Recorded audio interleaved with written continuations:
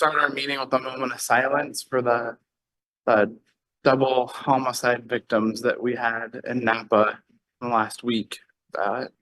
Super sad tragedy, and one of the victims had ties to the college, so I wanted to start with a moment of silence for us.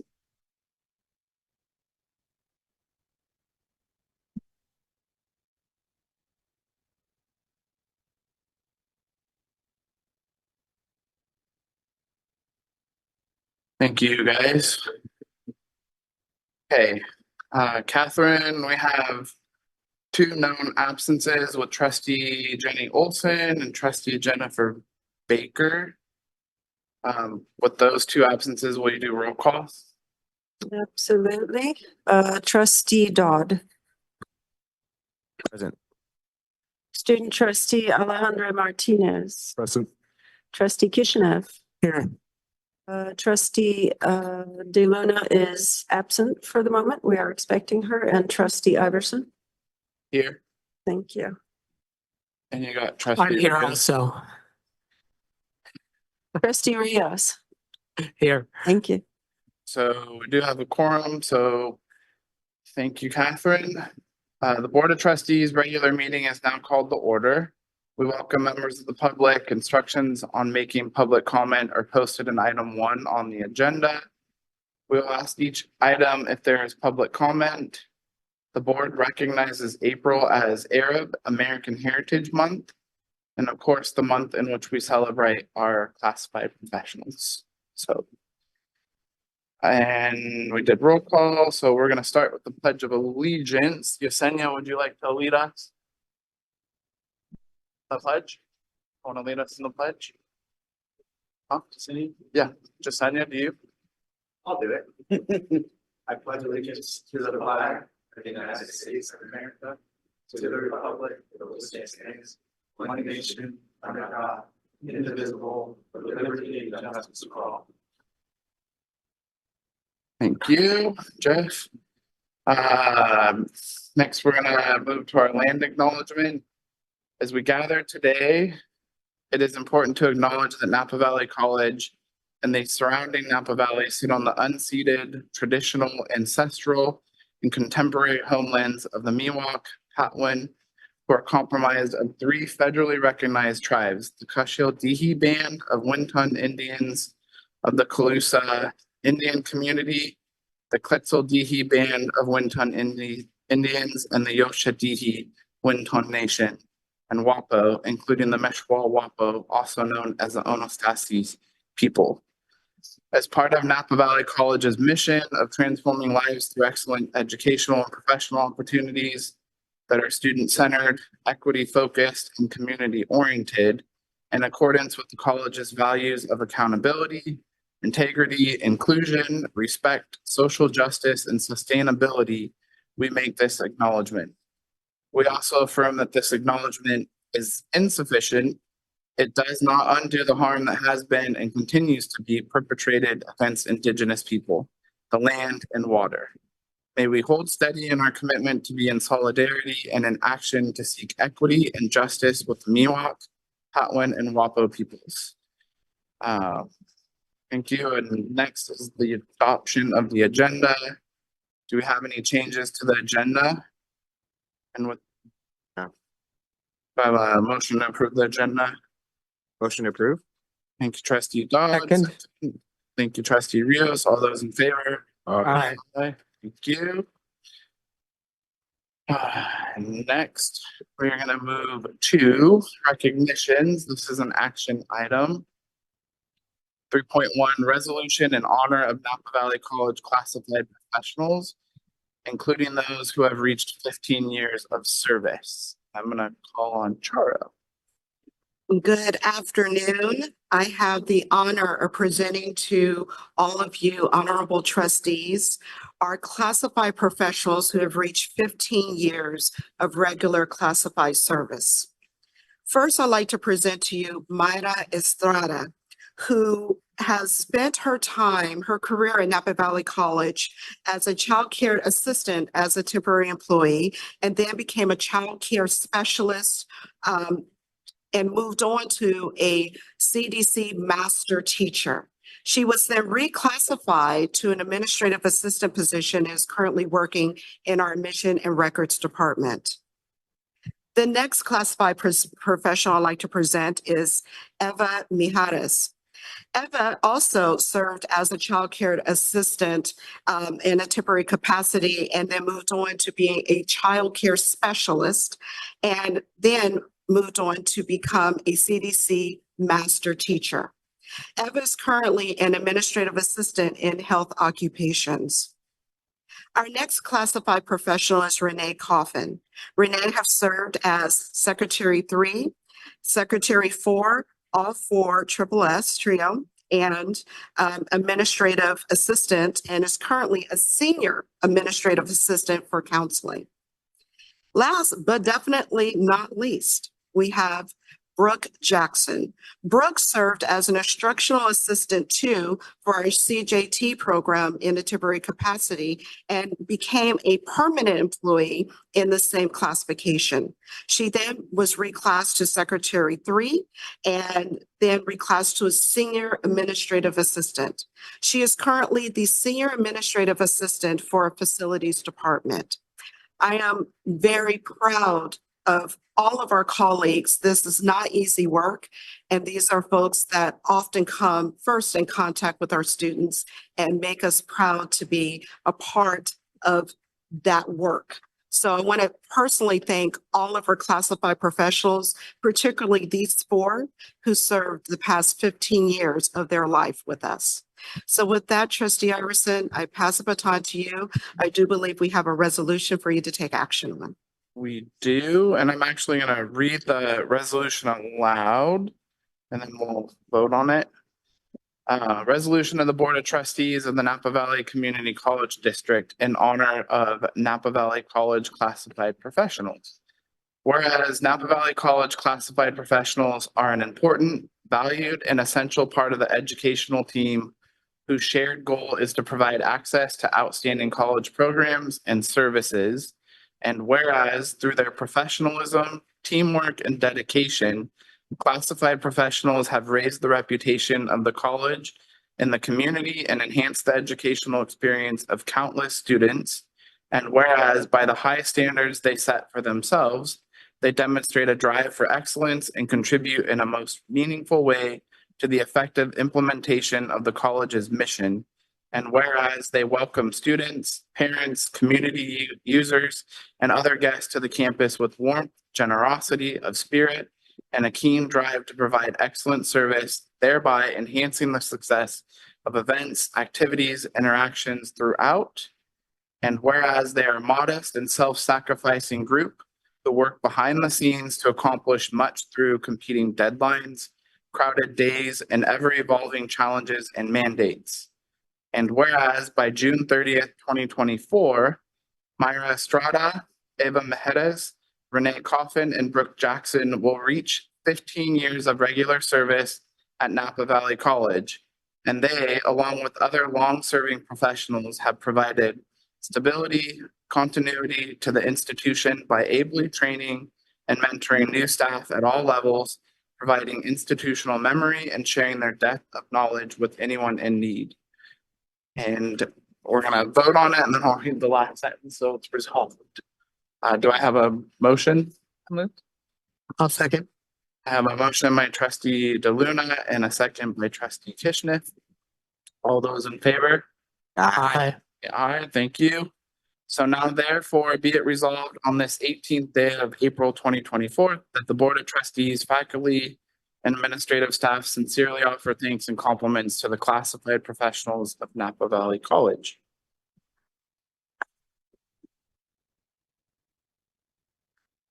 Trustee Iverson, may I add one more thing? Yeah. These resolutions will be presented to the four individuals presented today. And so we do look forward to honoring these individuals tomorrow at 12 o'clock at our Classified Appreciation Annual Lunch. Thank you. Thanks, If I could Tara. add, Renee Coffin is here, so I just want to acknowledge Renee Coffin and congratulations.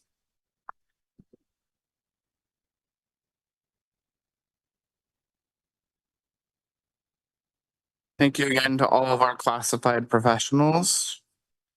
And next, we're moving to 4.1 respiratory care program and Dr. Morrow. I'm so pleased that we are highlighting one of our health occupation programs tonight.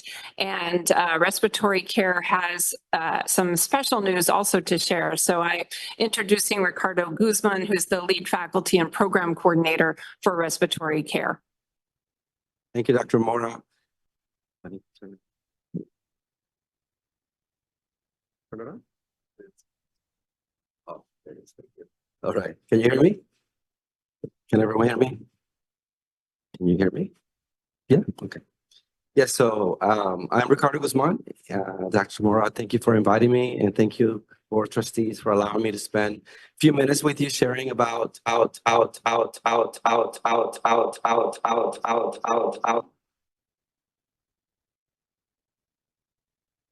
sharing with you about what has been going on down in the basement of building 800. And so wanted to share a little bit about me. God has granted me 60 years of life, and as a respiratory therapist, I'm keenly aware of how fragile life is. I see it every day, and so I'm grateful for that. I have been a respiratory therapist for 41 years now, and in addition to that, I have been blessed to have been married to 20 years to a beautiful woman who is way beyond my league. I also have 3 children. Elena's 38. Demi and Austin were born the same day. They're 28. And I have a granddaughter who's 12. And so they're my passion and why I do everything that I do. As I said, professionally, I've been practicing for 41 years. I currently work at North Bay Health on the weekends. I work every Saturday, do a 12-hour shift. And it's a way to keep my skills up and continue to be relevant to the students. I've been an educator for 24 years, and 7 of those at Napa Valley College. I am also currently president of our board, our Respiratory Care Board of California, and I've been president for 3 years. Of all those things that I mentioned, 2 of the things I'm most proud of is being hired at Napa Valley College 7 years ago. And the second thing I'm most proud of is, again, getting tenure at Napa Valley College. And so I know that as a board, you constantly vote on things, may not even know the impact you have, but those 2 votes that you had on my behalf have impacted my life tremendously. So I want you to know that what you do is important. I was born in San Juan, Puerto Rico, and at 15, my parents sent me to SoCal. They said that if I was going to be successful in life, I needed to be bilingual. I arrived at 15, not knowing a word of English. And 5 years later, I was an RT. And I owe that to the teachers that I had in high school and my professors at my college respiratory therapy program. And so I'm keenly aware of the impact that our program has on our students. It really changes lives. I have an associate's degree from Mount San Antonio College. I also have a bachelor's in history from California State University in San Bernardino and a master's in management from the University of Redlands. In addition to that, on our spare time, my wife and I have been leading marriage enrichment courses for the last 12 years. So if you need any marriage advice, come see me. I will save you a couple $100, and in 15 minutes, I will save your marriage. All right. Next slide. A little bit about how I'm going to present here today is I have a timeline. I'll start with a little bit of the history of the program. Not sure if you know what the history is. Also, we'll share with you what's been going on since 2017. That's when I arrived here. And then I'll share a little bit with you about what are we planning beyond 2024. Next slide, please. First cohort, it actually began in 1970. First graduating class was in 1972. I reached out to Kate Coder, who was the previous program director. She's the reason I'm here. She retired, and I was able to move up here and take her position. And she reached out to the first program director, who's still around. His name was Bill Blair, and he shared that the first cohort has 6 students. They were housed at the state hospital in a building that had been condemned for 20 years earlier, and now was housing the college's health occupation programs. He says that he had a very tiny office with blood on the wall. He also had a lab which looked like a huge bathroom. And at one time, it was used to hose down disrupted patients. And so they had no equipment, and that's kind of how they started. And so we've graduated about 52 cohorts. And so if you average about 25 students per cohort, it's about 1,000 graduates. If you consider that our profession has currently about 25 licensed RCPs, 25,000 licensed RCPs, 1,000 is quite an impact. And so this program has been a blessing to this community for sure. And so currently amongst our graduates, I wanted to share that there are managers of departments, supervisors, educators, and researchers. Currently, 75% of our faculty are NVC graduates. Next slide. I want to share a little bit with you about what's been going on since 2017. We've had some challenges and we've had some successes. Our challenges have been we've have had a substantial faculty that has left, most of them to retirement. They have been here a long time, and that includes a program and a clinical coordinator, and that poses tremendous challenges to the program. Another 3 actual faculty left for job promotions or moved out of state, and of course, COVID-19 caused us to lose all clinical sites for almost a year and all lab activities for over 6 months. We did not pause as other programs did. And in 2023, we were able to, for the first time, start 30 students in about 10 years. And the reason for that is that clinical sites came back not only in full force, but we were able to even add clinical sites. The desire for having more students increased. Our successes, we have been awarded, in spite of all those challenges, we have continued to be awarded the Distinguished Respiratory Care Program Award by our COARC, our Committee on Accreditation for Respiratory Care. This is an award that is given to only about 10% of all of the 400 programs in the nation.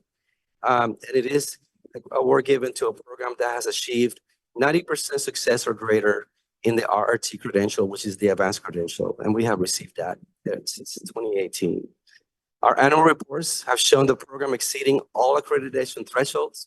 Our outcomes are retention, national board pass rates, job placement, and program satisfaction. And we have not only met, but exceeded all those expectations. Recently, our students won the Regional Sputum Bowl. We actually won the Sputum Bowl in 2019 and 2024. If you don't know what that means, no, we're not spitting in a bowl, but it's more like a Jeopardy style competition that students from the different programs come and compete. And we've won in 2019 and in 2024, just recently.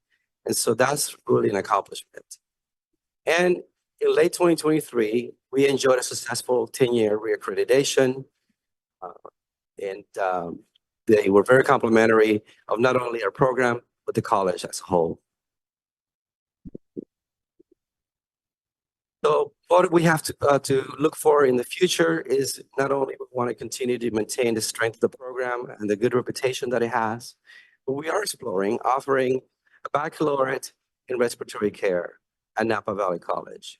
A little bit of history about that. In 2014, Governor Brown signed legislation SB 850, which authorized a pilot program allowing community colleges in California to offer certain baccalaureate degrees at 15 community colleges. 2 of those programs were bachelors in respiratory care, and they happen to be up in Northern California. Skyline and Modesto started in that pilot. It was very successful. And so in 2021, Governor Newsom signed AB 927, authorizing the Board of Governors to expand the program indefinitely. And so we're one of the programs that want to apply to offer a baccalaureate respiratory care here at Napa Valley College. And why do we want to do that? I listed here three of some of the reasons, probably some of the most important reasons. Our profession has a shortage of qualified managers and educators.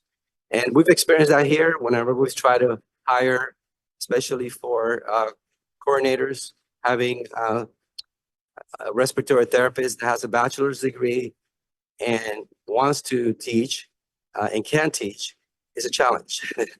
And so we need more RTs with baccalaureate degrees. As you know, the entry level is the associate's degree. In addition to that, every other healthcare profession has increased their education. As an example, if you go back 10 years ago, PA programs, for example, used to be bachelor levels, they're master's level now. MPs used to be master's level, they're doctorate levels now. RNs, unless you have a BSN, you're not really that desirable in the field.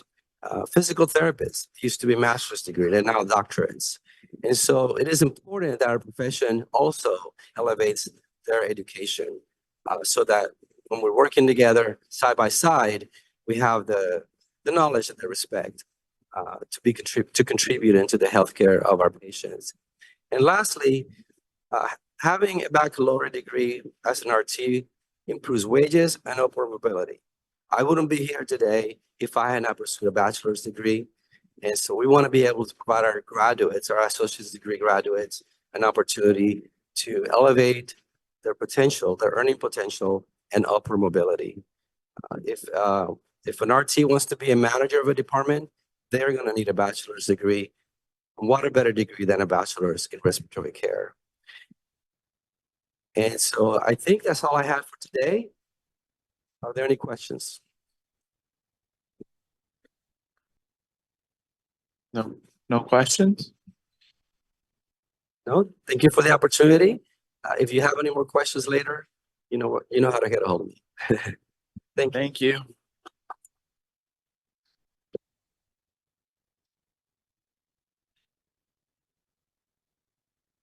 Okay, public comment on closed session. At this time, the board will devote a total of up to 15 minutes to hear comments regarding closed session agenda items. Individual comments will be limited to 3 minutes. Catherine, do we have any public comment? Okay, with no public comment, we're gonna adjourn for closed session. We're gonna be covering 4.1 conference with labor negotiators and 4.2 public employee performance evaluation. Thank you.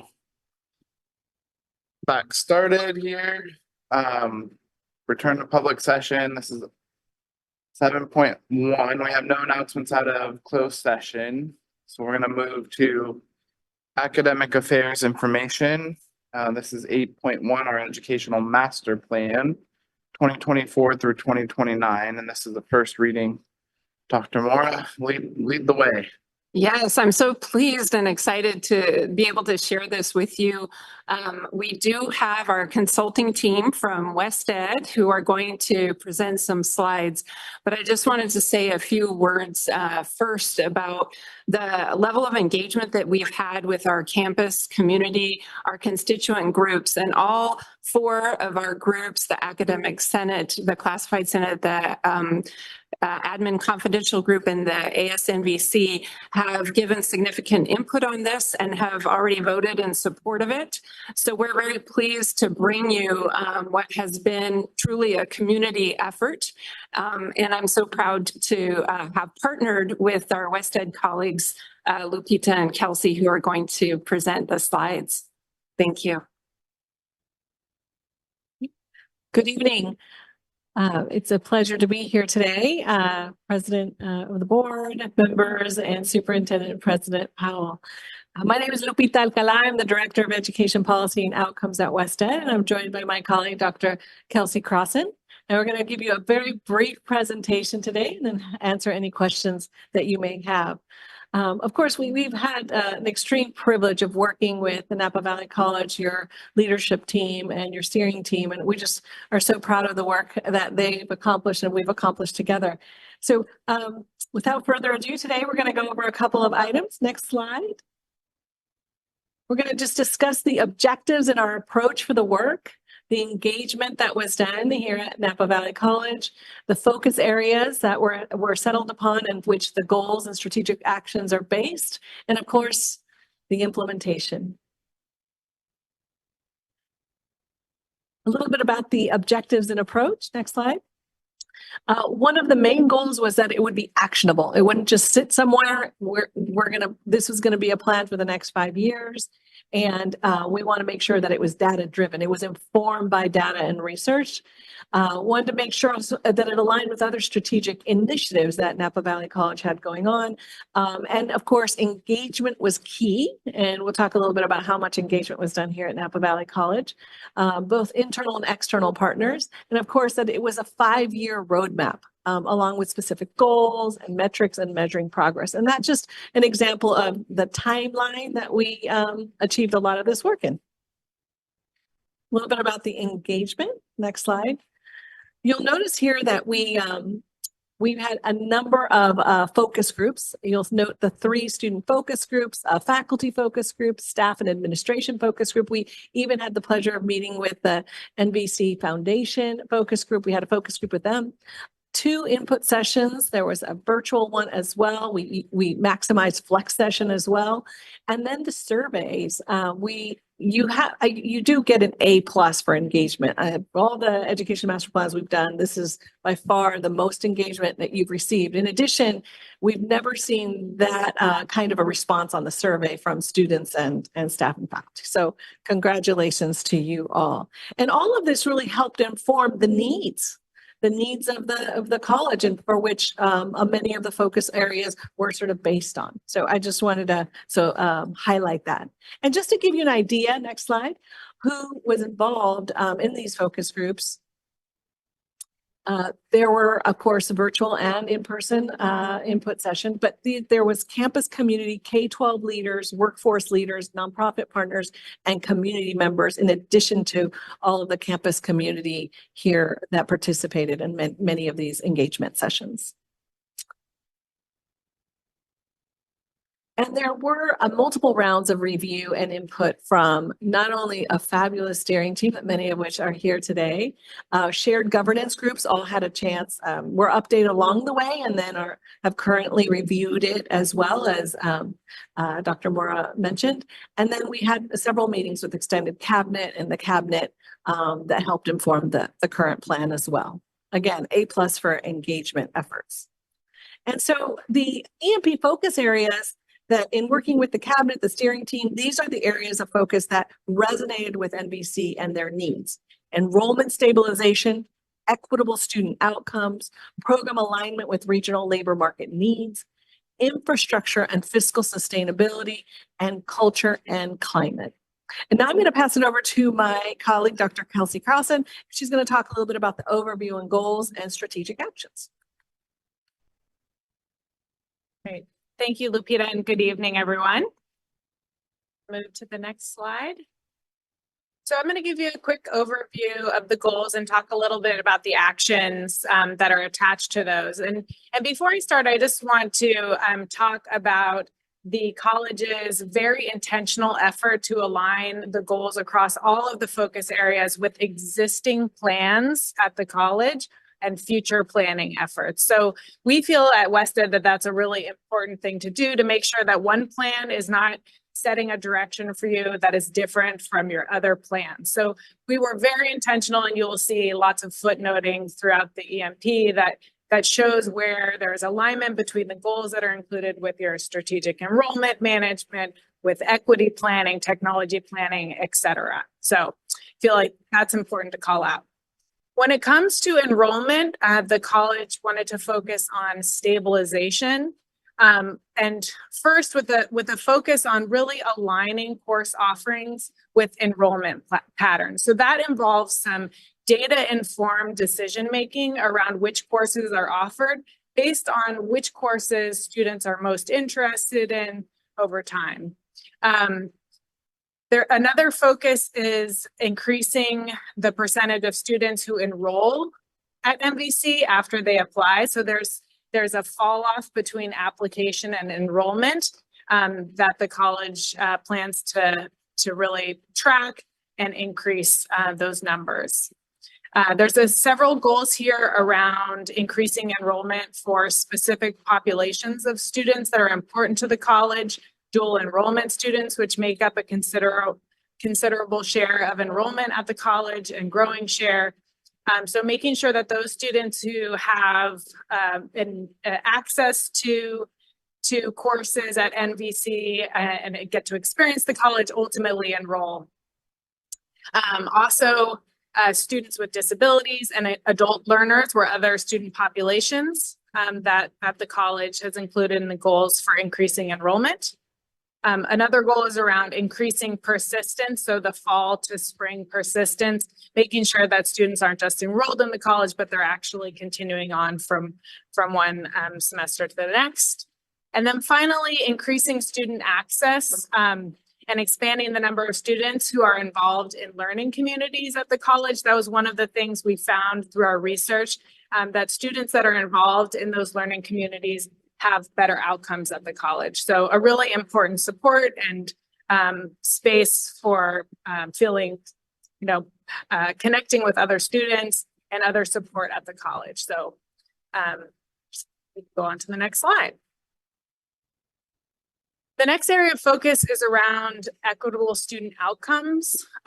So these goals are directly aligned with those outcomes that are included in the SCIF, or the student-centered funding formula. So they're aligned with the Chancellor's Office goals as well as other goals in your strategic enrollment plan and other planning efforts. So the goals are to increase the number of students who transfer to a four-year institution. And all of these goals, Robin and her team and others at the college will be paying particular attention to those disproportionately impacted populations to ensure that this really is a focus on equitable student outcomes at the college. Increasing the number of students who earn 9 or more career units, increasing the number of students who complete transfer level math and English. That's an area that's particularly important for colleges, a gateway to ongoing learning and completion at the college, and increasing the number of students who ultimately earn a degree or a certificate. The next area of focus is program alignment with regional labor market needs. So our team worked with the institutional research team. We looked at Lightcast data, some of the highest paid and growing industries in the Napa Valley region, and set some goals there around really increasing opportunities for students to enroll in those large and growing high wage pathways. So again, back to this idea around using data at the college to really understand how to align course offerings with future outcomes for students and success in the labor market. Increasing the number of career and technical education students who find employment within their field of study. And then 2 goals around increasing earnings and living wage employment after graduation. Okay. The next 2 sections, we had a lot of input from the campus community around. This first one, infrastructure and fiscal sustainability. We heard a lot from students and from staff around the need to update some of the instructional equipment. We heard a lot about Wi-Fi on the campus and technology, and really modernizing existing facilities. Another goal is to expand dining options and other campus amenities in line with the opening of the River Trail Village, having students here all day, at night, living here on campus, as well as just those students who attend here and for staff to have options to stay here all day. So they have dining options and other amenities available to them. And then updating and simplifying budget processes and practices. We received a lot of feedback about the need to set a goal there. That's work that is already underway at the college to really make the budget process inclusive and transparent to your campus community. And finally, the last section is around culture and climate. And these set of goals really fall into 3 buckets around strategy, which is improving the experience of students at campus, improving the experience of staff, and then expanding DEI opportunities and activities at the college. So I won't go through them all, but goals around making spaces on campus more inclusive, expanding access, and more opportunities for DEI-related activities.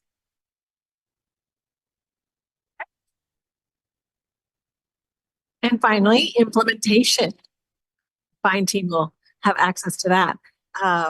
We expect that the educational master plan will guide future planning over the next 5 years to, if you can believe this, 2028, 29. Here we are. It seems like a long time away, but it's not. So this will be used, as we mentioned, as a guiding document for aligned to other plans like the technology and facilities plan. And then there's also checks along the way to check progress against the goals on an annual basis. I know Robin's already working on that. And finally, the planning committee will document progress and or desired goals and strategies. And I hear that that team has already come together to begin that work. Again, that concludes our presentation. We do want to thank you for the privilege of working with your college, and a special thank you to all of you, the steering team, cabinet, and extended cabinet, as well as a special thank you to Dr. Priscilla Mora for making the process so seamless. And we're here to answer any questions you may have.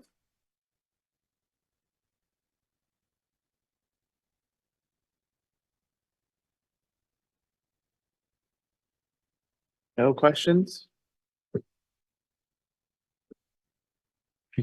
Yes, in terms of, and maybe this would be helpful, Dr. Warren, to you answer. I'm just curious how, because we haven't had an updated EMP for quite a while now. Like, how do we use it in a sense? Like, I understand all the goals, but when we're developing, new policies, whether they're BPs or APs or thinking about new program, like how are we using this document? Because I kind of like think about this as almost like the Bible, so to speak, or maybe maybe the better analogy is like our Constitution of how. So how do we go about utilizing the document? Yeah, so in terms of making this an actionable plan that Lupita was laying out earlier, we've already started thinking about that, and we don't want it to sit on a shelf. So actually we've already started developing a template for reporting. It probably, rather than being on an annual basis, will be twice each year, once in the fall, once in the spring, kind of a formative and summative, if you will. And so I think that this, because of all the engagement that we had along the way, everyone, well, I'd be hard pressed to think of someone on campus who's not aware of all of this work and the structure that will guide our work in the next 5 years. And so I think that helps us all, keep track of other things that might change. You mentioned board policies and administrative procedures. But one thing that we'll be doing in terms of the template, the reporting template that is going to the planning committee for some initial discussion tomorrow, is that we've identified the metrics that were laid out for you in the slides. And then also we have each of those strategic directions will be highlighted in the reporting template. And then we will report accomplishments that are associated with each of those. And that would include anything that's, the nature of the college work. And it could come from all constituent groups and the collective institutional level BPs and APs work as well. That was really helpful. And sorry for glossing over. Thank you very much, the West End team, for the nice, great and thoughtful presentation too. I just had, I was curious what attributed to the increased engagement this time around with our EMP? Is it, Well, there was a directive or guidance from your leadership to ensure that we did a robust engagement process. And now we've worked with other community colleges and they've done one as well, but this one has to be the most robust that we've seen thus far. And if I could add, I want to really acknowledge the students because the level of participation from our student population is incredible. And the feedback that they gave was really pivotal in helping to shape some of the themes that we see in the plan. So if you can pass on our thanks again to the student government, that would be great. Will do. Thank you. well, I there's, would just add for any future planning process, you just want to make sure to have multiple on-ramps for engagement. So we did virtual and in-person focus groups. You know, we administered a survey. We tried to just be present so that we could hear as much as possible from the community, from different levels, you know, from students, from staff, from administration. So really just trying to provide lots of different opportunities for engagement, not just in the beginning, but throughout the process. well, thank you. No other questions, but good job leadership and thank you guys. So we will move to public comment. This is our general public comment. Opportunity is governed by the California Brown Act. By definition, this is an opportunity to hear concerns, perspectives, and differing vantage points. The board is not able under the Brown Act to engage in any level of conversation or discussion, but we look forward to this opportunity to gather community input. At this time, the board will devote up to 15 minutes to review comment to the Board of Trustees regarding any subject not appearing on the agenda for this meeting, but over which the board has jurisdiction. No action or discussion will occur at this time on such items, and each comment shall last no longer than 3 minutes. Do we have any public comment, Catherine? We do not. No public comment. Okay, so next we will move to an action item. This is approval of the consent calendar. Do we have any questions from trustees on any of these items? I move to approve. Thank you, trustee Second. DeLuna. I have a motion by trustee DeLuna and a second by trustee Dodd. All those in favor? Aye. Aye, thank you. Next, we're gonna move to 11.1, equity definition. Dr. Munsami, welcome. Thank you. Good evening, members of the Board of Trustees, Dr. Powell, members of the President's Cabinet, colleagues and friends. I'm very pleased to present an overview of the Equity at Napa Valley College document and our plan for operationalizing this concept of equity. When I began my tenure as Senior Director for Diversity, Equity, and Inclusion at Napa Valley College, I had a series of meetings with a broad swath of the community about diversity, equity, and inclusion at the college and in the wider vicinity. I asked people that I was meeting with for feedback on what the college was doing well, what the challenges are, and how my office can help to advance social justice and DEI at the college. A recurring response was that the college does not have a definition of equity.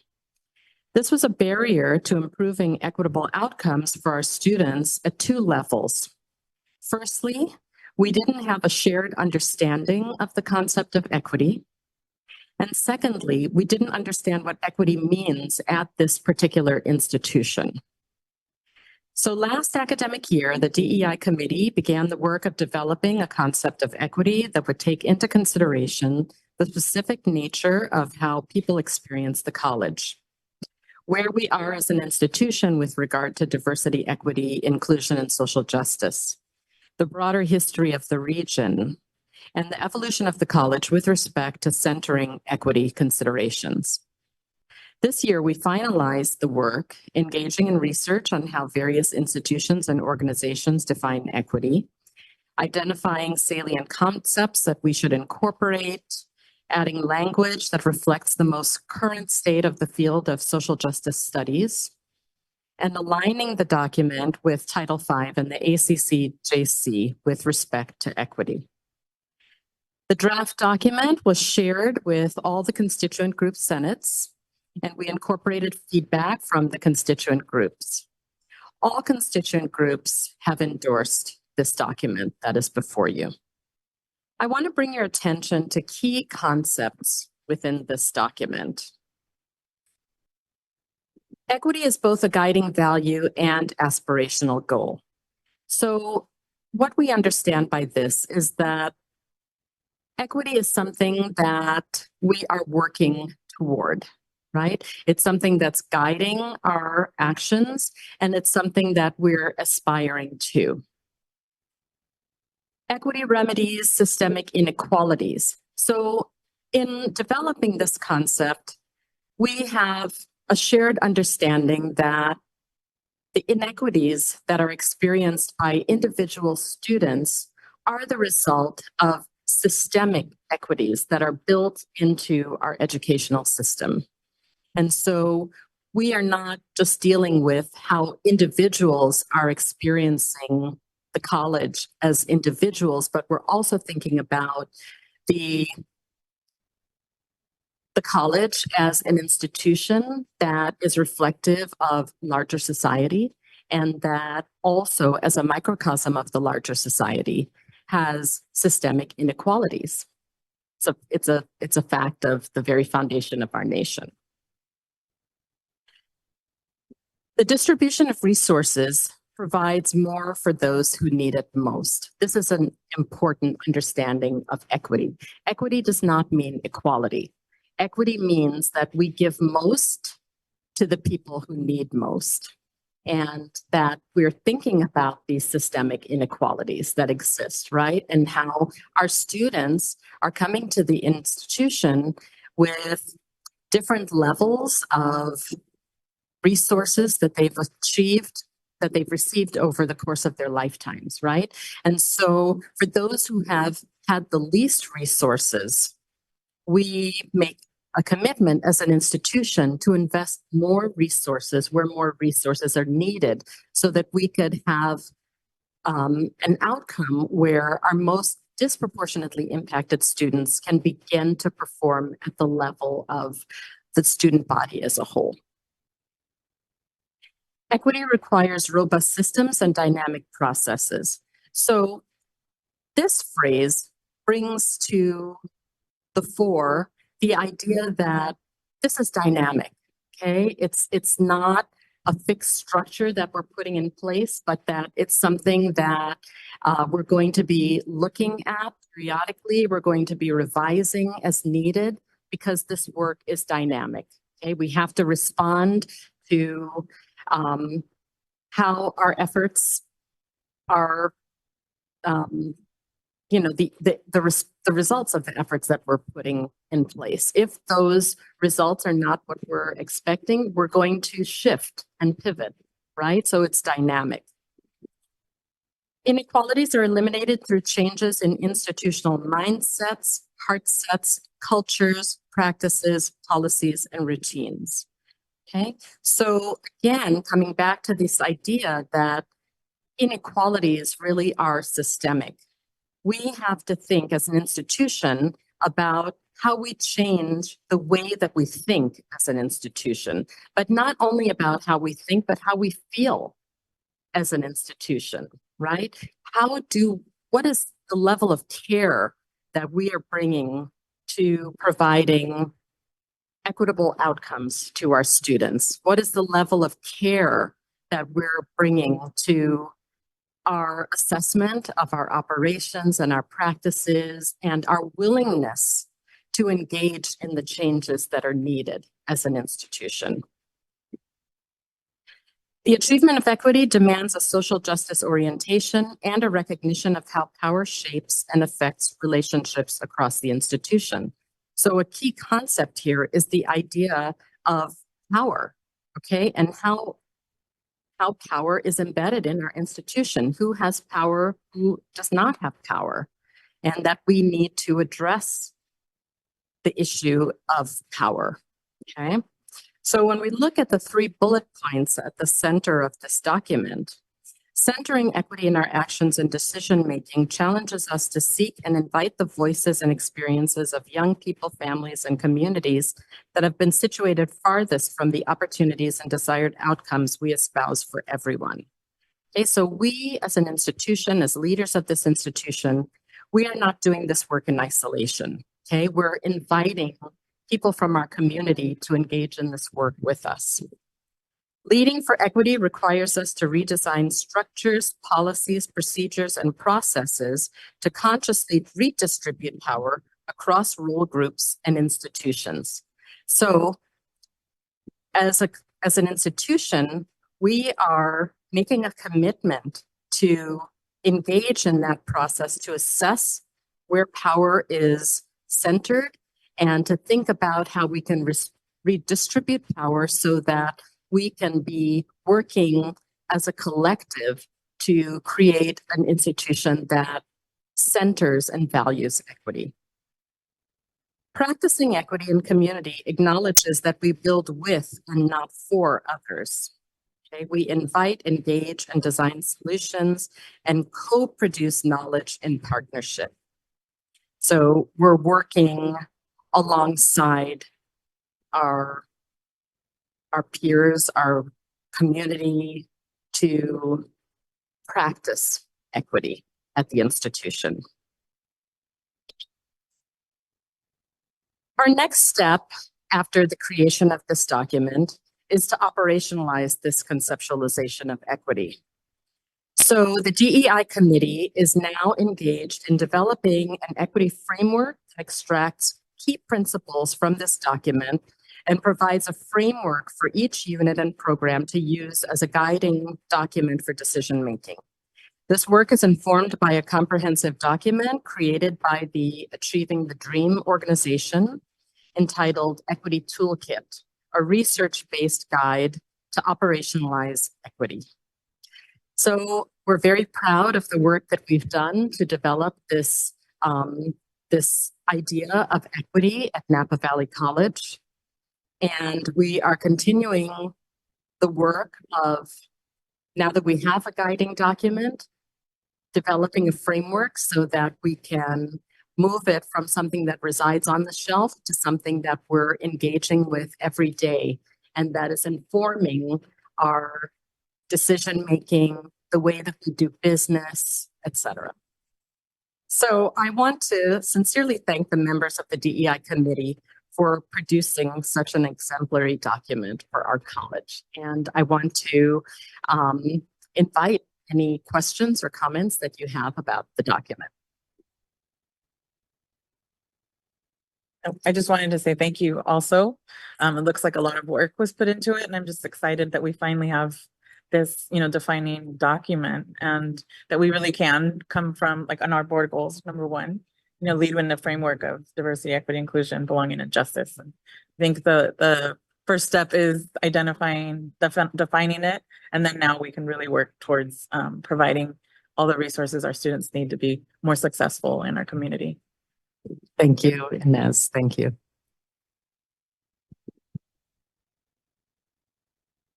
Thank you, Dr. Musami. It's about time that we have a document like this, so thank you for your work on it. Thank you. Good night. All right, next is 11.2. 2 annual performance reports, core indicators report, and vision for success performance. Dr. Warnall, looks like Amanda Badgett. All right. Good evening, board.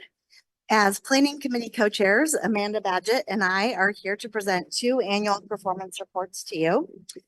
Both reports are attached to the agenda, and I'm going to provide an overview of the reports, and then Amanda will describe how the planning committee engaged with this information in a new and more meaningful way this year. Go to the next slide, please. So thank you. So the first report is the core indicators report. This is associated with accreditation. There are institution set standards that we established locally and were approved by the board in 2019. And the institution set standards identify academic quality and that they set an expected baseline performance level, or the floor, if you will. And according to accreditation guidelines, if we ever dip below that floor, it should trigger an institutional planning response. And just as a reminder, for those who might not have been here in 2019, and that's been a while ago, the Board of Trustees established 90% of each standard as the threshold for that trigger. So as outlined in the core indicators report, we have defined institution set standards for 5 metrics, and those moving left to right are successful course completion rate, the fall to fall persistence rate, the annual number of degree and certificate recipients, taken as 2 different metrics. And then finally, fall transfers to University of California and California State University institutions. So I'm going to jump around here a little bit and call attention to those graphics that are embedded in the report. So the 2 check marks that are included in the middle and the bottom of 2 of the columns, those indicate that NVC exceeded the institution set standards for successful course completion and the number of the certificate recipients last year. Although the number of degree recipients in 2022-23 was lower than the institution set standards, so I'm on the column comparing the standard of 475 with the actual performance, thank you, Catherine, of 467. Although it was lower than the institution set standard, it did not fall below the 95% of the established standard that is part of our local practice. So 95% of the 475 is 451. So the warning sign containing the exclamation point in that column that's green is meant to convey that we should monitor this new development, as this is the first time that we've dipped below the institution set standard. Okay, moving to the persistence column. So the light purple symbol within that column indicates that this is the first time that performance has been below 95% of the established standard. So 95% of the 50% is 48%. And performance fell within 1% of that mark last year. So again, it's a slightly higher level of concern, and need to continue monitoring that, particularly if it continues as a trend.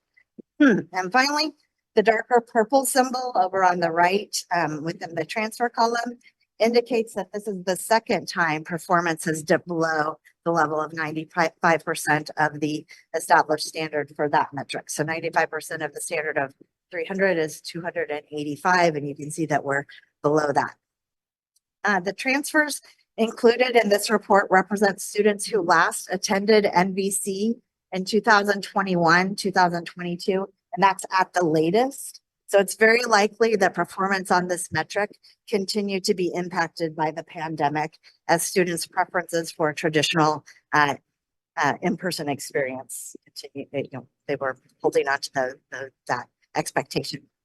That's the core indicators report. Move on to the next slide, please. So the second report is the Vision for Success Performance Report. And this is associated with the California Community College's Chancellor's Office Vision for Success initiative. Institutional goals for the Vision for Success were approved by the Board of Trustees in 2019.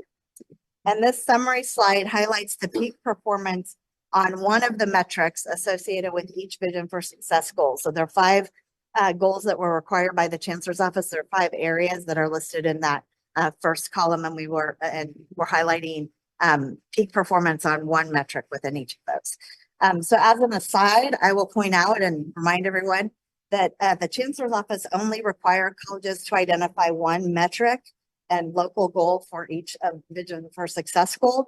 But NVC chose to select 3 metrics and set goals for 3 metrics for both the completion and transfer related goals. We tend to be overachievers sometimes in our goal setting activities. So I'm going to walk through the first row and kind of say what's there, and then give a summary of the rest of it. So in row number 1, so the goal was completion. One of the metrics that we chose associated with completion was to increase students earning California Community College approved credit certificates. We set a goal of increasing the number of students earning those types of credentials by 20%. And we've actually increased it by 31% in recent years. So that is one that we've met. We've actually met or exceeded 4 of them. The remaining one that we have not met yet is goal 3 regarding unit accumulation and decrease. That's the only one that's we set a goal of decreasing unit accumulation among students earning associate degrees. And our goal was to decrease by 10%. And to date, the highest level of performance was decreased it by 7%. So we are moving in the right direction. This is considered a lagging variable, right? A lot of the students who are included and got their degrees in recent years might have been here for a period of time beforehand. It's certainly 3 days guided pathways where we have our exploration pathways to get students focused on just the classes that they need for their intended educational goal rather than going where they can find the classes or what isn't maybe related to their goal directly. So I'm now going to turn it over to Amanda, who's going to share more about the planning committee's discussion of these reports and with a focus on the goals that were not met. Good evening, board.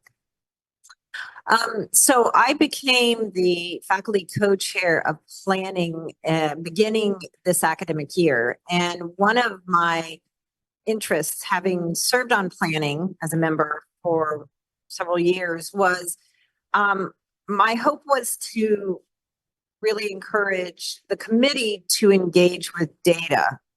And this is coming from someone who's not really into data, but I have my admin co-chair who covers that. And then I encourage the narratives and I asked the members to kind of comment on it. And Catherine, if you wouldn't mind going forward. Thank you. So basically we first looked at the data that we just shared with you back in the fall. And we began the conversation then. And the conversation, even at that stage, was lively. We have been very fortunate that the members of the current planning committee span a number of roles here at the college. We have Christine Tapia, who oversees dual enrollment. We have a counselor. We have a CTE faculty member. And so, and as among many, this isn't everybody, but it was an opportunity for people to bring their perspectives, and it worked out, I thought, really quite effectively. And this idea of a shared governance conversation. So these are just some of the suggestions that came up from these different perspectives, looking at the data in the fall, and then we followed it up last month. And so that was my other intention, is for it not to feel like checking a box, but an ongoing conversation, reflection, members going out to their constituents and sharing and bringing back any input. So these are some of the strategies in this slide and the next we've come up with. And so you can go back for just a second. I got a little ahead of myself. So I won't read you what it says here, but to kind of summarize, a lot of what we talked about was building on momentum and in some cases really sort of jumpstarting the momentum, because Guided Pathways has been with us for a few years. And I am encouraged that we are going to have faculty and both counseling and classroom faculty co-chairs in the near future, or we do, I don't know what the status of it is. But certainly a lot of what the data that Robin referenced would be very much the goal of a more consistent and intentional conversation around guided pathways, or as it's expressed on our campus, the exploration pathways. And so towards that end, figuring out, we now have a Program Mapper, the software here at the college. So if a student clicks on an exploration pathway, they can begin looking at what the path through courses can be. And that can both address what some term is sort of excess units. It can get them to their educational goals sooner and so forth. So that's just one example, but working on what we already have, early alert, Canvas as a messaging medium, if you will. And then, Catherine, you can go ahead. And then again, as I've already mentioned, really looking at and possibly enhancing and expanding in the next academic year, how to really highlight those parts of the Guided Pathways initiatives that can get us to those goals around retention, successful degree and certificate completion. And so I'm looking forward to doing this another year. And I hope that is as the faculty co-chair, and will, with Robin, continue, I think and hope, a much more engaged conversation around data points such as this. So thank you. And I guess, do you have any questions?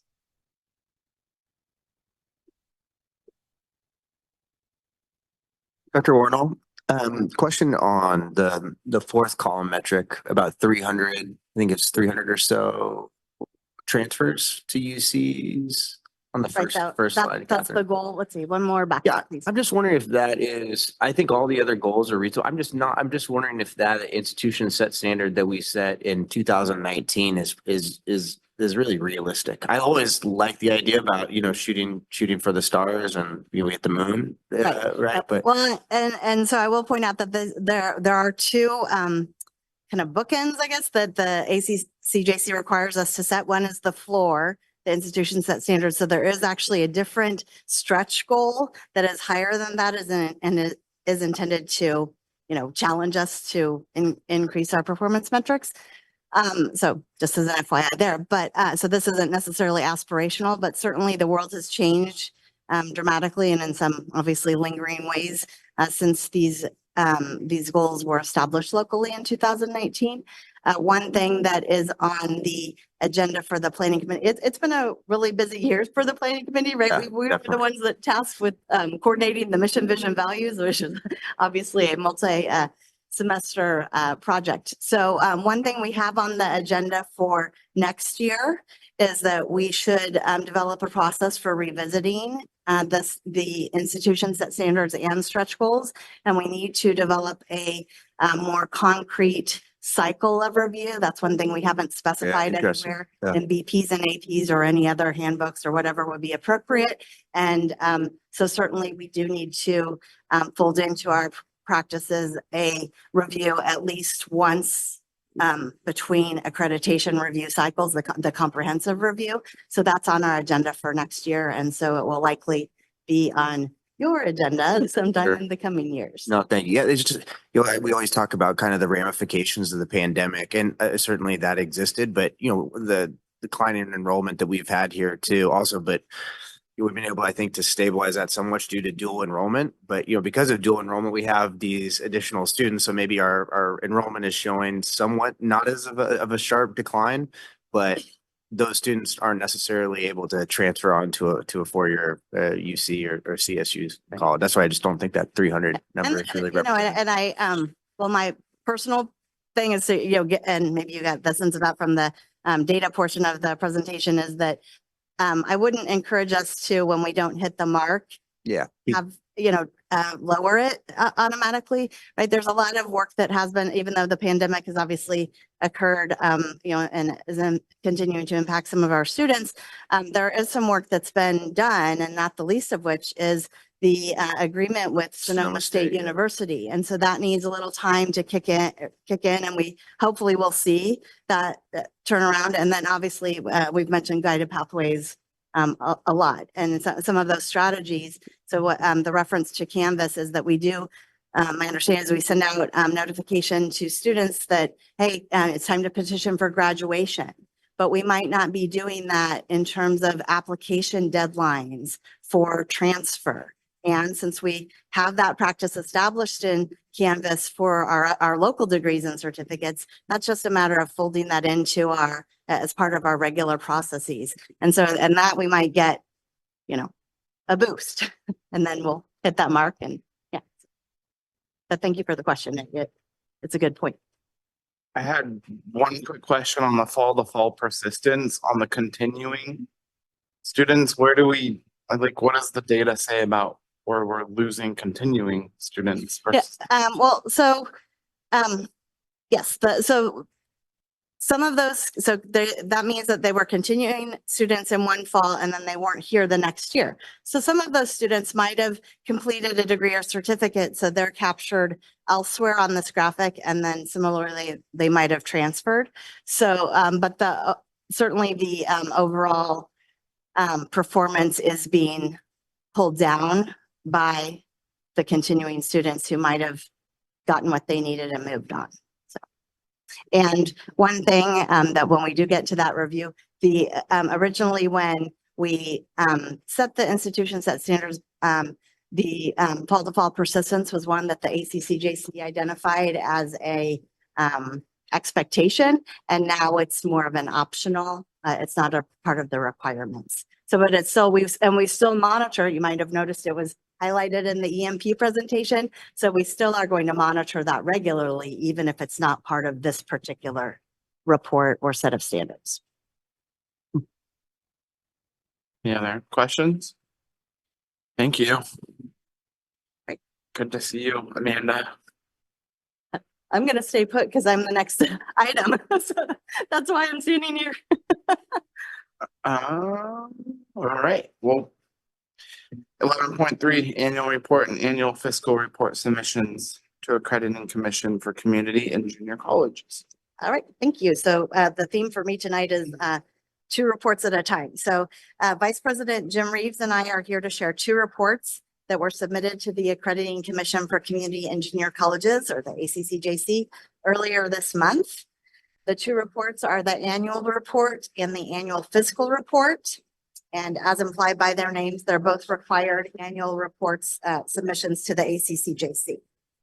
The ACCJC uses the reports to do 3 things: collect information about member institutions, which can then be compiled and reported to federal accrediting agencies. They also use it to monitor recent trends among member institutions. And in the case of the annual report, that would include enrollments and institutional effectiveness metrics and changes that might be cause for concern or trigger something like a change in institutional mission.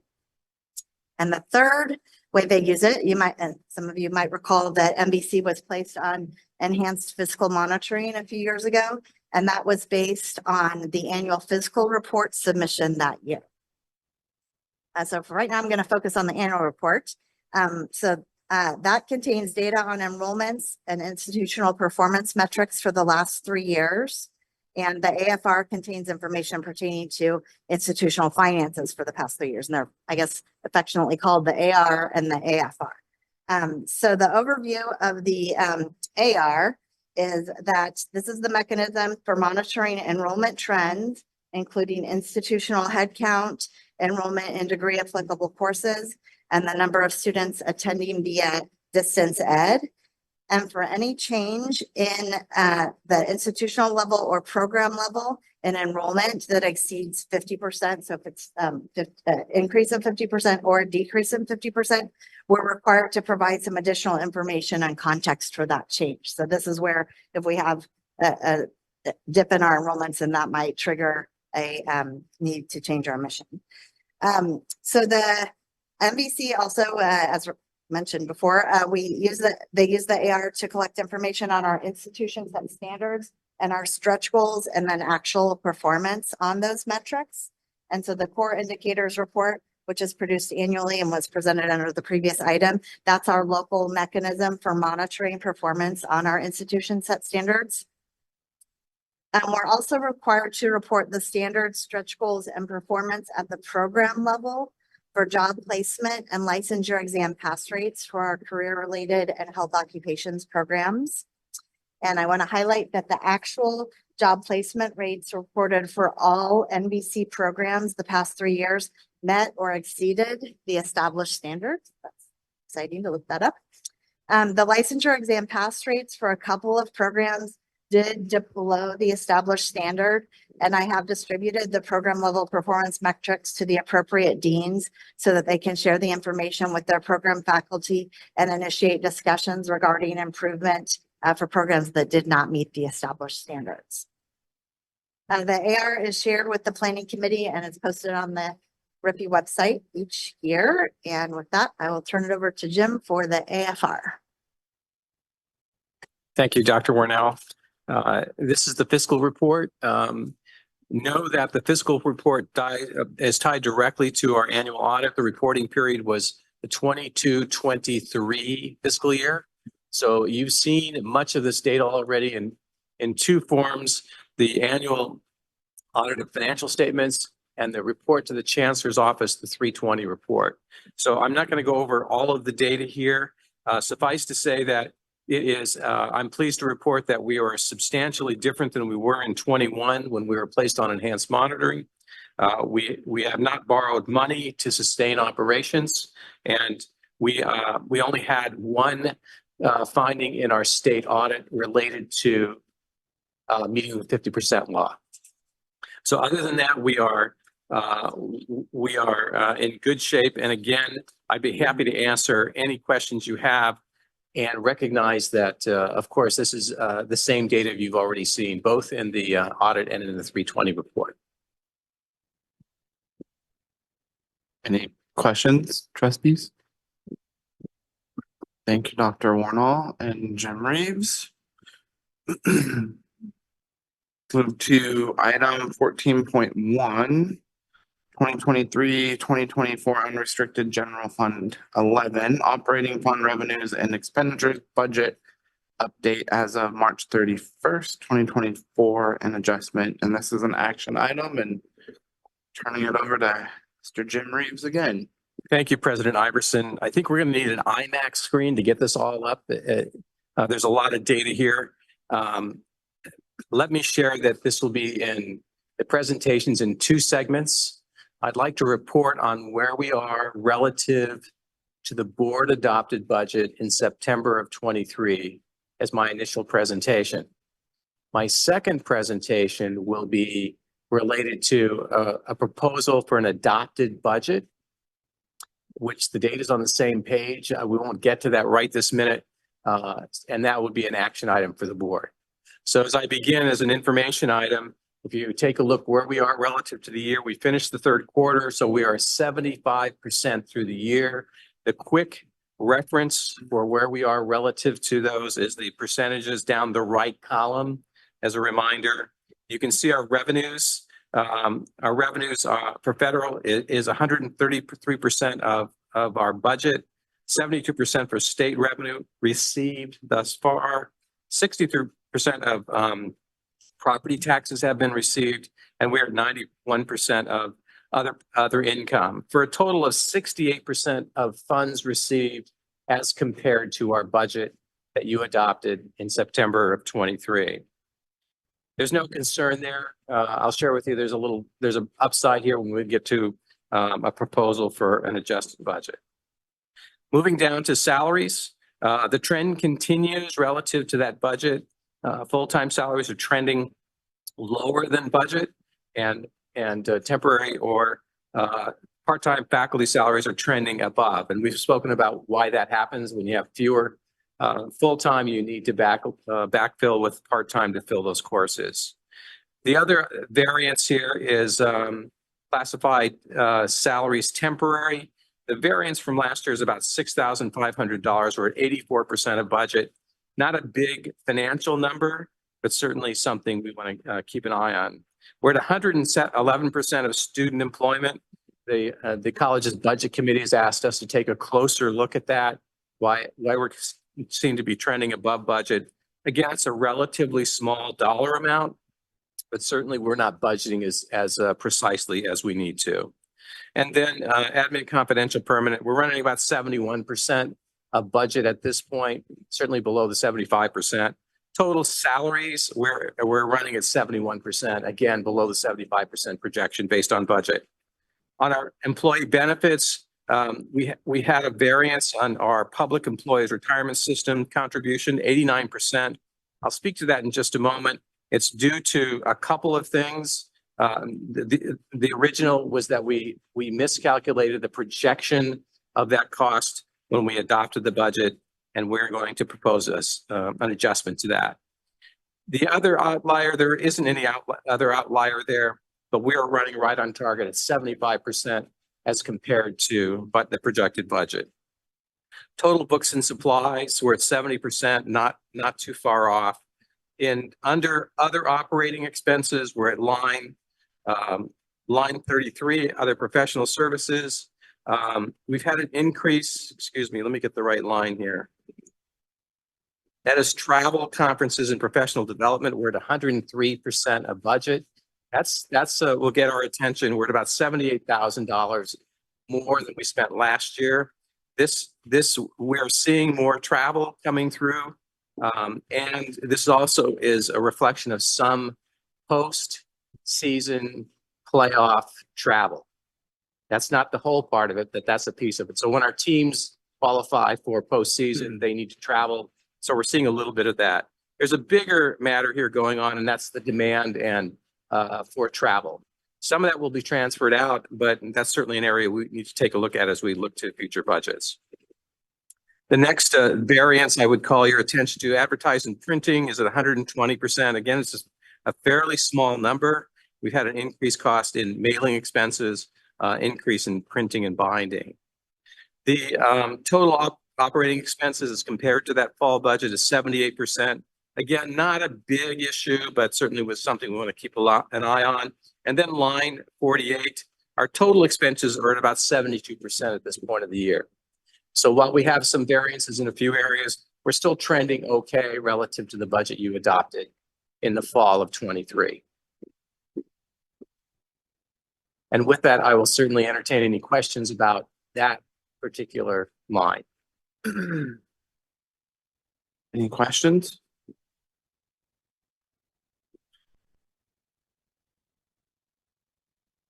No questions. I'd like to call your attention to columns G and H. G and H. We would propose to the board a budget adjustment based on some changes in costs primarily and changes in revenue as well. The column G is the proposed budget we'd like to propose to you. Column H articulates the variance. What's the difference between what you adopted last September and what we're proposing now? What's the difference? So I'm going to go down the H column and give you a sense of why we're seeing those variances. Federal income increased by 20,000. We're on the revenue side. That's line 1. Line 2, state income. Our chancellor's office records are indicating that we will receive more than we budgeted for, and the more is in the form of $460,000 to a budget of $3,008,000. That's very close to what we actually received last year. So we clearly under budgeted as we began the year, and we'll receive additional revenue from the state. The other interesting dynamic here is when you move down to line 4, property taxes. We just received the update on property taxes. There's an additional $847,000 received from property tax from the counties that contribute to our support. And so that came as we expected some. We didn't expect quite this amount, but we're not turning it back. So we have additional revenue above budget of $1.3 million. Moving down to our expenditures, you may recall that we had a reopener with the faculty contract that that needed to be negotiated. And through negotiations, the faculty agreed to a 1% add of 1% to the faculty salary schedule for this year. You'll notice that in line 9, it's a negative number. It doesn't look like we increased it at all. But recall that we're seeing a decrease against budget as we budgeted. So when we when we projected that decrease and added 1%, we're still saving $762,000. We do see an increase in part-time faculty because that 1% applies to all faculty, an increase in costs of $286,000 for a total increase in salary costs of $476,000. On the benefits side, we're seeing increase in benefits for faculty at 27, and for classified administrators, the adjustment to rectify our shortcoming on the projection is $491,000. Thank you. I should figure this out.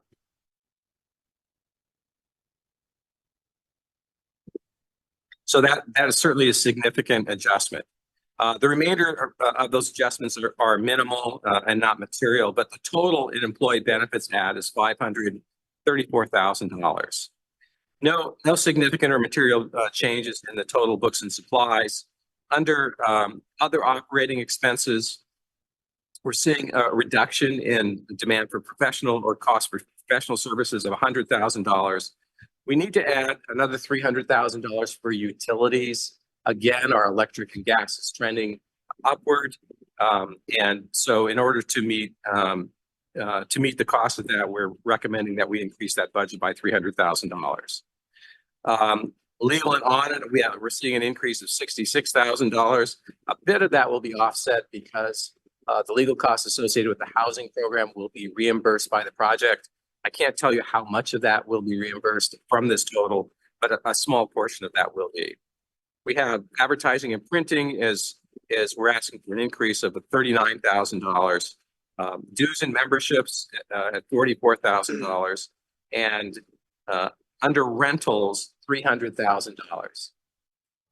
Recall that rentals is primarily software at this point, and what we're finding is as we pull those software costs out of operating budgets and land them in the central reporting area, the number is growing. So we're asking for an additional $300,000 in those rentals. So the total is $650,000 for total operating expenses, a reallocation or an allocation of funds. We're looking for interfund transfers and other outgo at $260,000. And so we're looking at, with those totals, a revised budget of $49,542,000 as compared to $48,572,000 that you adopted last fall. The reserve, we do continue to contribute to the reserve at a projection of $358,000, and we're projecting that we'll hit the reserve mark at 15.5% with these changes, and if everything hits the mark on the budget. That's a lot of information. I'd be happy to go over any of that with you. Not to get into the weeds here, but I'm probably gonna tiptoe into them, but our solar field, are we seeing any benefit from it towards even like our utilities or? Good question, President Iverson. In my VP's report, I'll indicate that we anticipate bringing you a proposal this summer that incorporates not only the solar field, but expanding our solar presence on campus to take us ultimately very close to away from the PG&E power source. We'll also include in there the solar solution for the student residential site. That will make a big difference in terms of normalizing our demand for energy and our energy profile on campus.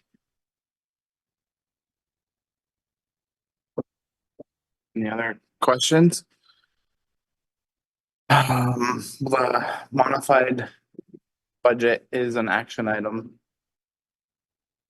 Do I have a motion?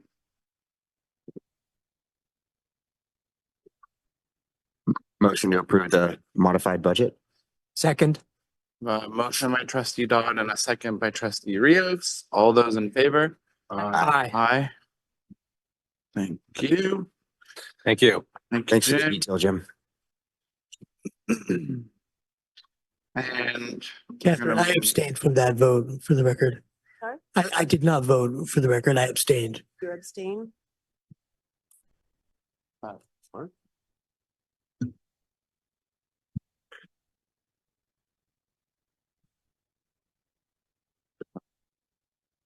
Okay, Catherine, 15.1, update on board policies. These are first readings, or no, I'm sorry. No, I'm bringing you tonight an update Update. on the board policy manual. So That's right. about. Sorry. Sorry. You ready? Go.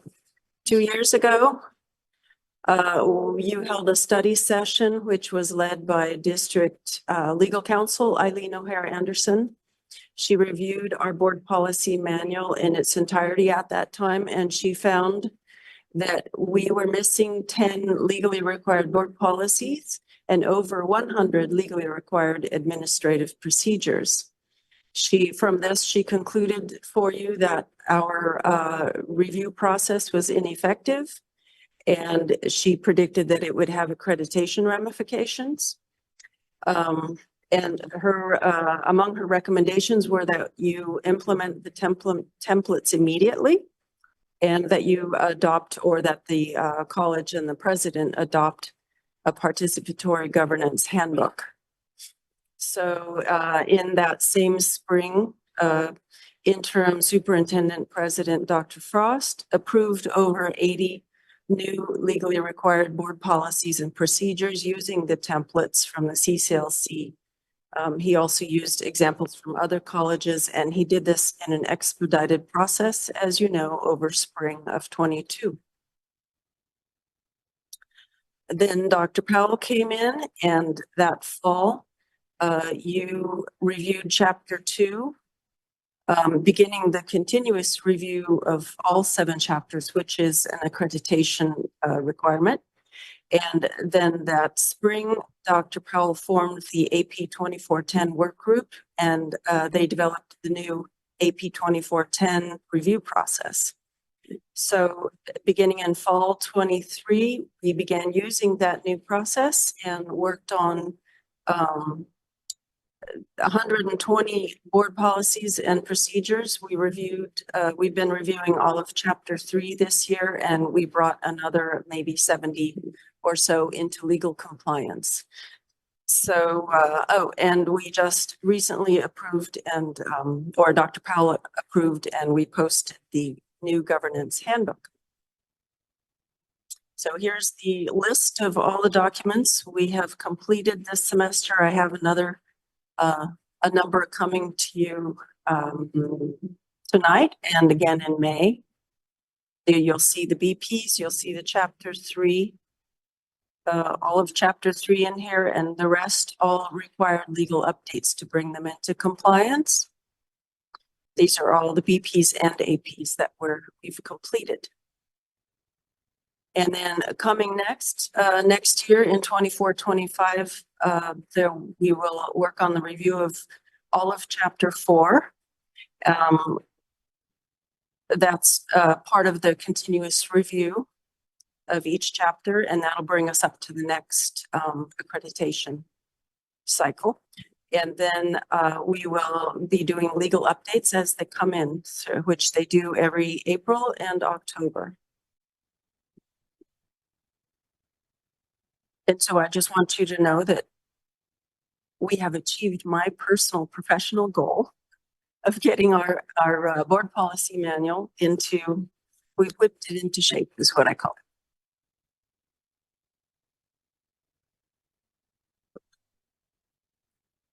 Thank you. Questions?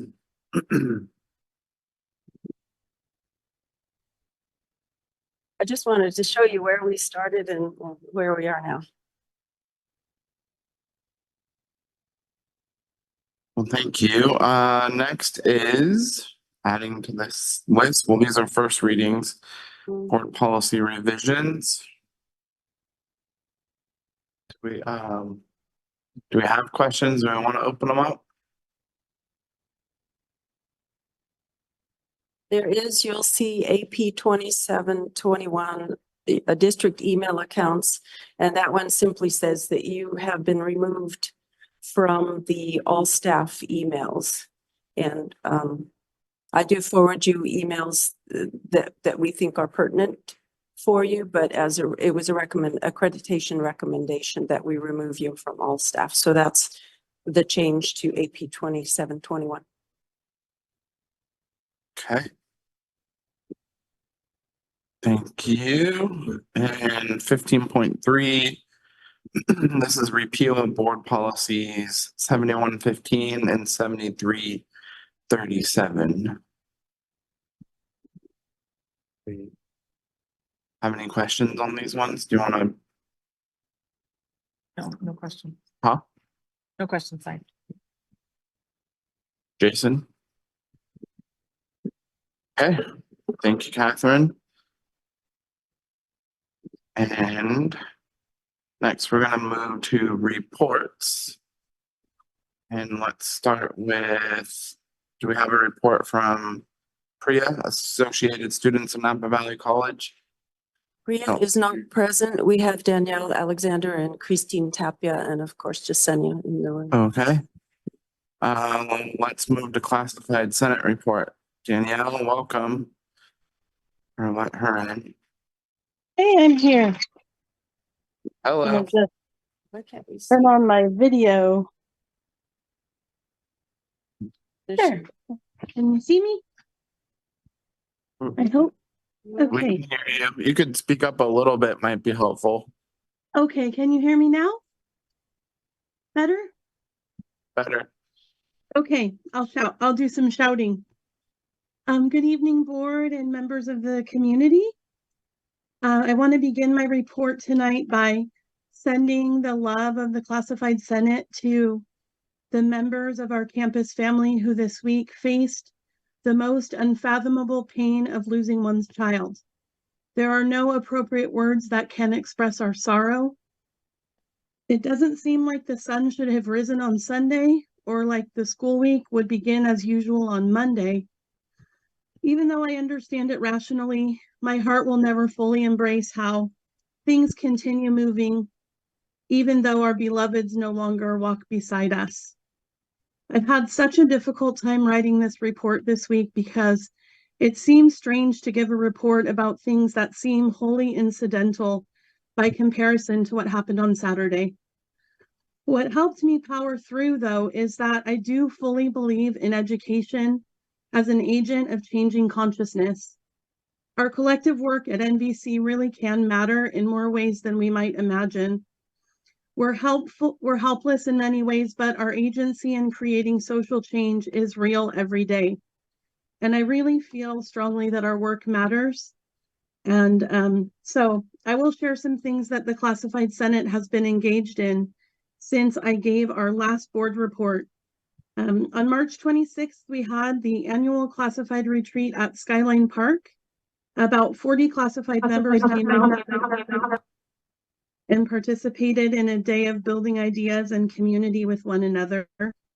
It was sunny, a sunny day in between storms, and we welcomed the spring together, even trying our hands at acrylic painting, and we made some beautiful art. The Classified Senate has been continuing to work on building our participation in shared governance processes on campus through district committee and work group participation. It felt very positive to share our great strides in governance processes with the accreditation team who visited last week. And I think we were all really proud of our progress and of all of the vision and teamwork that continues to grow. The Classified Senate will be having a executive board election in the next few weeks. We're hoping to fill 5 positions. I trust that the work that we've done in the last 2 years has led to a deeper understanding of the work of the Classified Senate as a whole and the importance of the classified voice in shared governance structures. The more people that participate, the better we'll all be for years to come. So I know more adventures await us, and this concludes my report for tonight. Thank you, Danielle. Next is 16.4 Classified Association Report. Jasenia. Thank you. Good evening, trustees, cabinet, colleagues, and NVC community. In honor and recognition of classified professionals, the NVC Union Executive Board set up a pinwheel display on the life sciences lawn. If you haven't had the opportunity to see the display, we encourage you to stop by. Each of the pinwheels represent each of the 122 current classified professionals. This display highlights who we are by identifying most of our job titles. You can visually see there is not an abundance of us, but we are a mighty 122 professionals that make this campus operate on a daily basis. This evening, I want to uplift my colleagues, Myra Estrada, Eva Mijares, Renee Coffin, and Brooke Jackson on reaching their 15 years. I know you four have seen and experienced a whole lot of change in these past 15 years. You go above and beyond in all you do. You make huge impacts and they don't go unseen, even in the moments where it feels like it does. We also want to welcome Lacey Miles, Veronica Vargas Gutierrez, and Brandon Wilson to the NVC family. These are 3 newer hires in the facilities department where staff support is very much needed. Switching gears, our current contract goes through June 30th of this year. We're mid-April. As always, we look forward to working with the district. We have just begun negotiations and have come to an agreement on ground rules.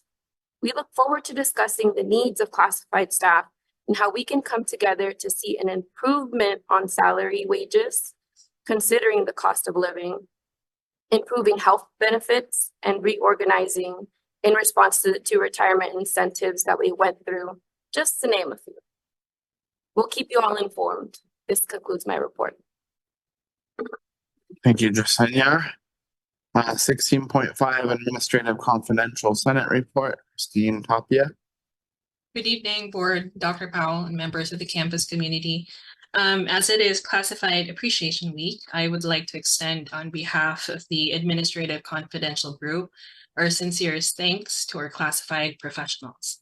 So behind the scenes, they keep operations running smoothly, and while their contributions often go unrecognized, their impact resonates throughout the entire institution.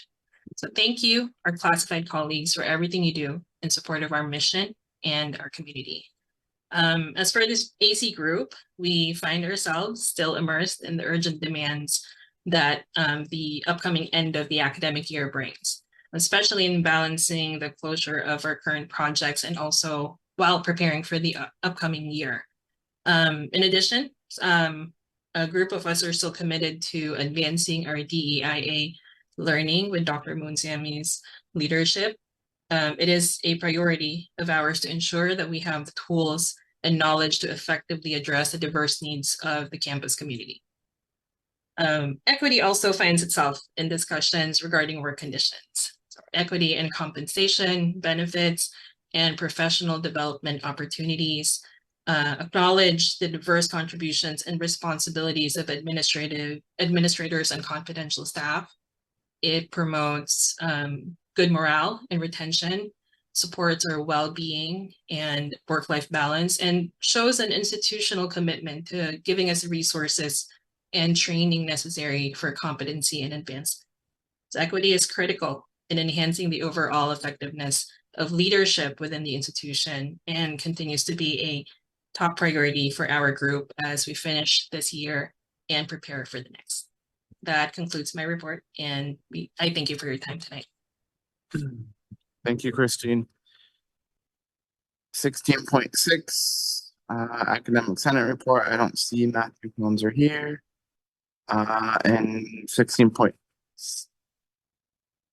posted. Faculty Association Report. Christine Yamamoto is not present. So we will turn it over to President and Board Report 17.1. Good evening.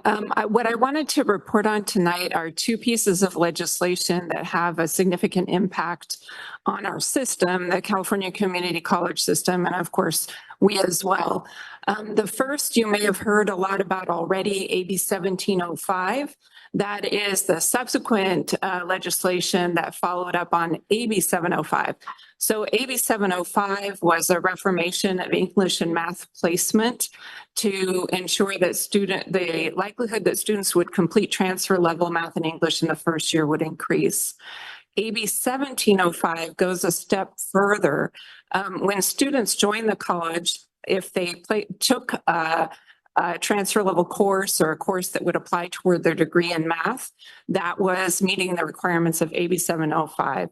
But AB 1705 says we need to place them into the math course that corresponds with their major. That's a really significant change because we have quite a different set of math courses depending on the major. So in order to meet the requirements for this, we needed to update our placement tool for math. And that was quite a detailed process that involved a lot of different departments on our campus. And the math department made changes to their curriculum and developed support courses that would support student success in those adjustments for course requirements. I want to acknowledge the really incredible amount of work and coordination and contribution, particularly of math faculty, in making sure that we are complying with this. I was at the Chief Instructional Officers Conference last week and hearing the commiserations of other VPIs who were saying, we're way far behind, we're not going to get there, our faculty are resistant. I will say that our math faculty are really leaders in this area. And working with various student affairs offices, including the testing center, admissions and records, with our scheduling staff to ensure that our placement tool is working.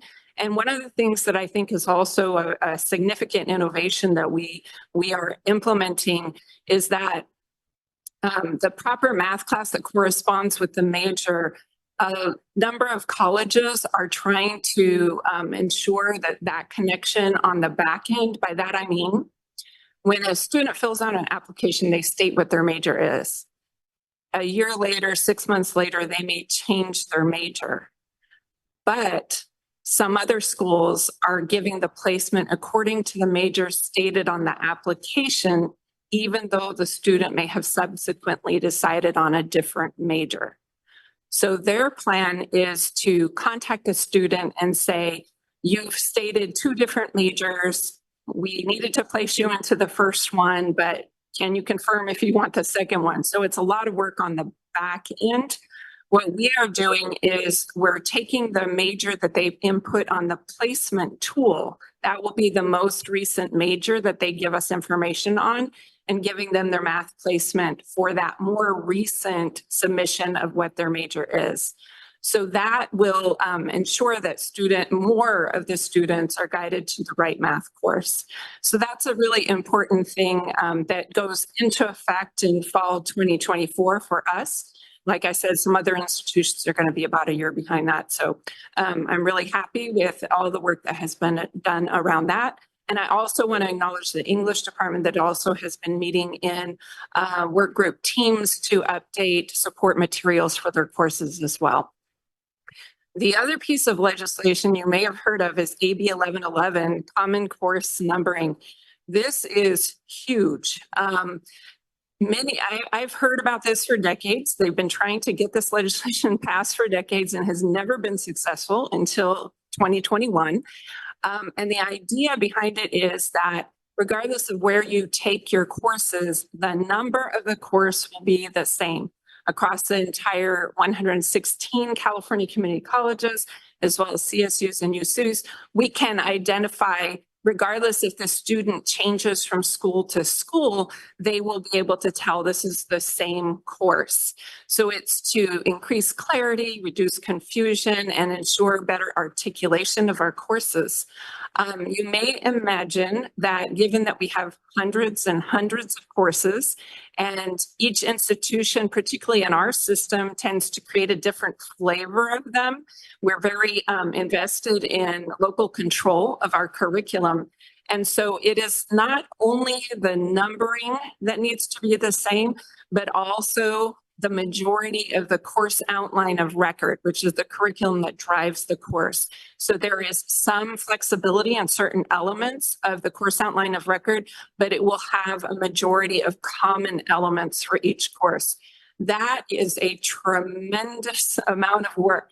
So when the legislature initially passed this, they said, thou shalt do this by July 1st, 2024. We're almost there. Quickly, people recognize that was not realistic. We're talking about such a monumental amount of work. So there was recognition and agreement to phase in this process. The first phase is to be implemented by fall 2025. You may be wondering, why am I talking about that? That's a year away. This has been in the planning for quite some time and will take a huge amount of work just to do phase one. There was a group, the Common Course Numbering Development Work Group that met. There's a 54-page report that gives all the details about that if you're interested in knowing more. But the agreement was to start with 6 courses. The 6 courses were chosen because they are the most commonly taken courses that students will, if they have a transfer goal, they're going to take all of these. And they thought that will have the biggest initial impact on the largest number of students, but also it gives us a test phase. So we can see what are the trip calls, the points that we didn't anticipate that we didn't make sure when we go into the next phase. So the plan is to roll out over 3 years, Common Course numbering. And if you scroll down to the chart, you'll see what those 6 courses are. So college comp, argumentative writing and critical thinking, public speaking, intro to statistics, intro to American government politics, and intro to psychology. That middle column shows the enrollment data in each of those courses in our system. So you can see that these are the courses that have the highest impact, the highest number of enrollments across our offerings. And that third column shows alignment with the new CalGETC standards.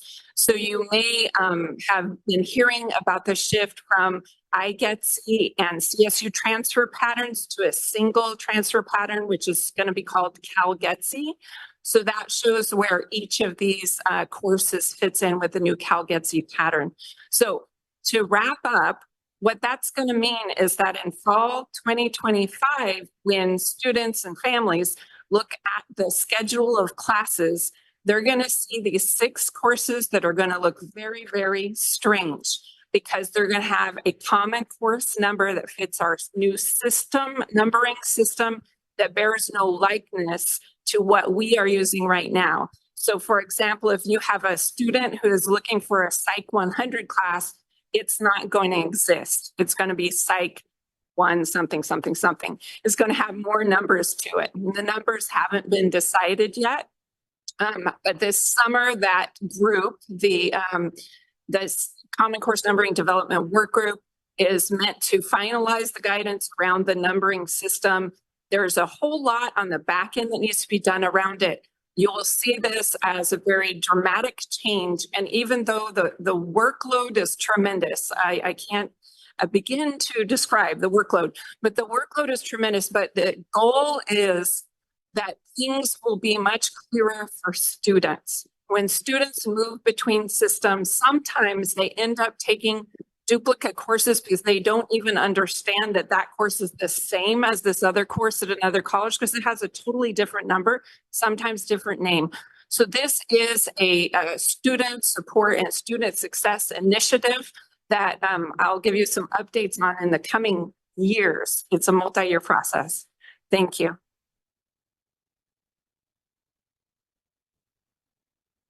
Good evening, Board of Trustees and community. Want to start off by first acknowledging our four classified professionals who celebrate their quinceañera, their 15 years. That's excellent, 15 years. Exciting, and also just really appreciate all of our classified professionals for all their amazing work.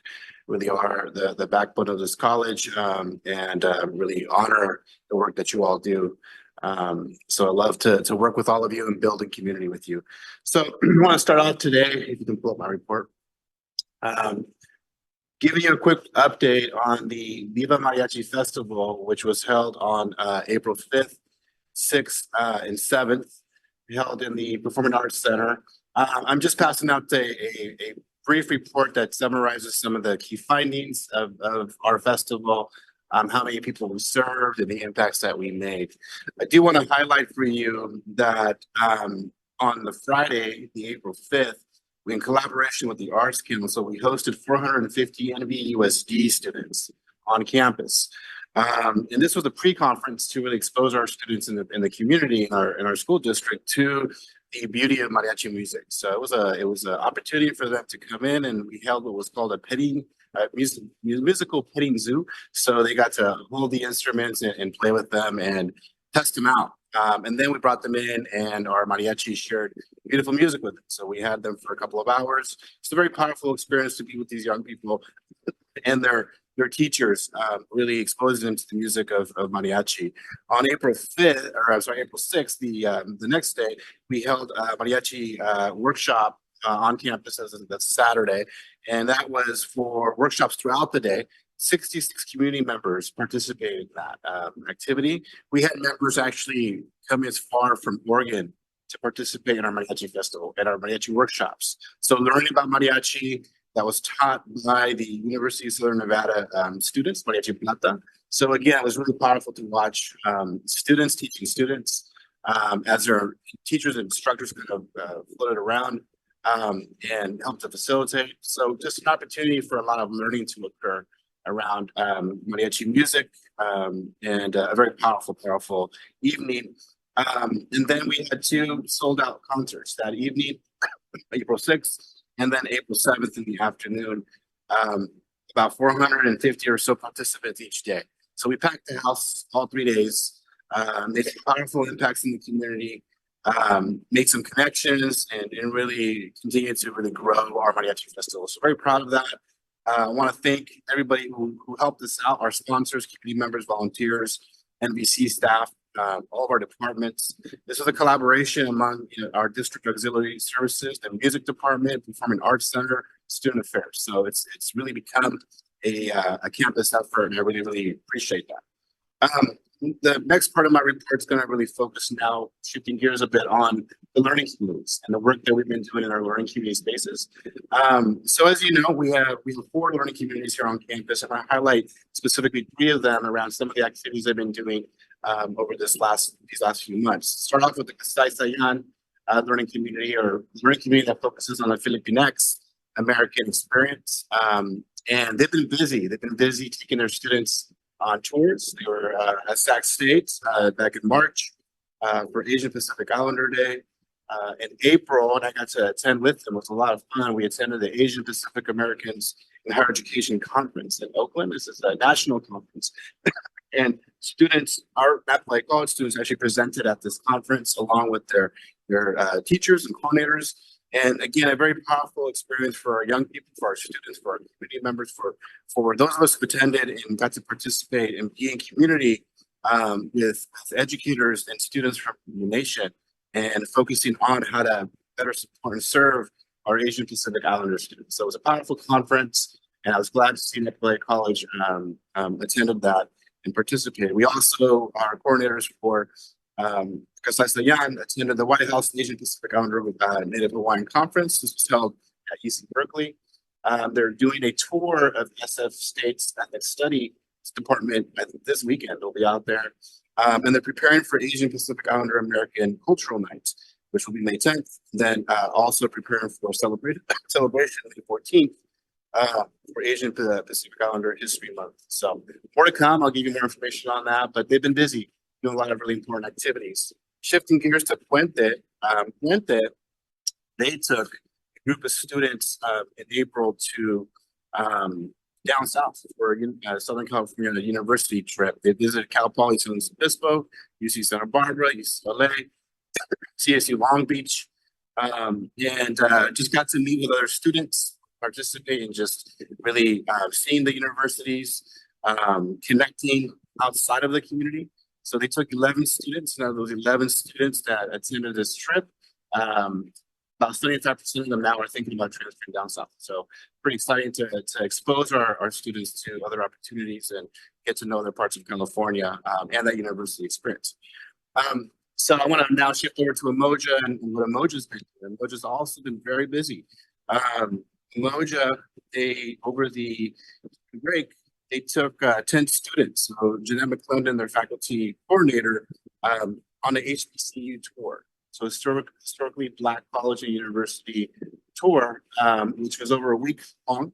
And they, along with a couple of other Umoja programs in the state, got to visit community or universities in the South area. They visited Albany State University, Spelman College, Morehouse College, Morris Brown College, Clark and Atlanta University, Talladega College, Alabama State University, Fort Valley State University, and Tuscany University.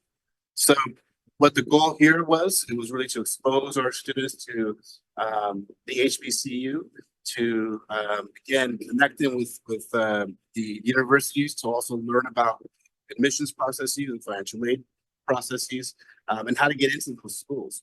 So out of those students who attended, there's one student now who has applied to 2 of those HBCUs and is really going to decide where they want to go. So a lot of work that Umoja's been doing. And if you could, I have actually a couple of slides I just want to show you from that trip. Think so? Yeah. So go ahead and start. Now, again, here are the colleges that they, let's scroll up real quick. Yeah, the colleges they attended, listed right there. Go ahead and scroll down. Some of the cultural activities and events that they got to participate in when they're on this event. So you can see kind of some of the powerful things that they've experienced. Here's some picture of our students at the airport getting ready to fly. And here's a group of our students at one of the universities. Some of the cultural events or activities, places they got to visit, a Baptist church. Some more of our students taking a tour. Some of the schools they visited. More.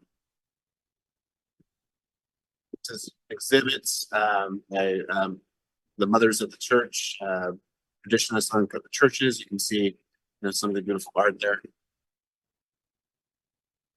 And some more, MLK Junior Foundation reflection. Some of our students there with a couple of groups from the different schools. Down.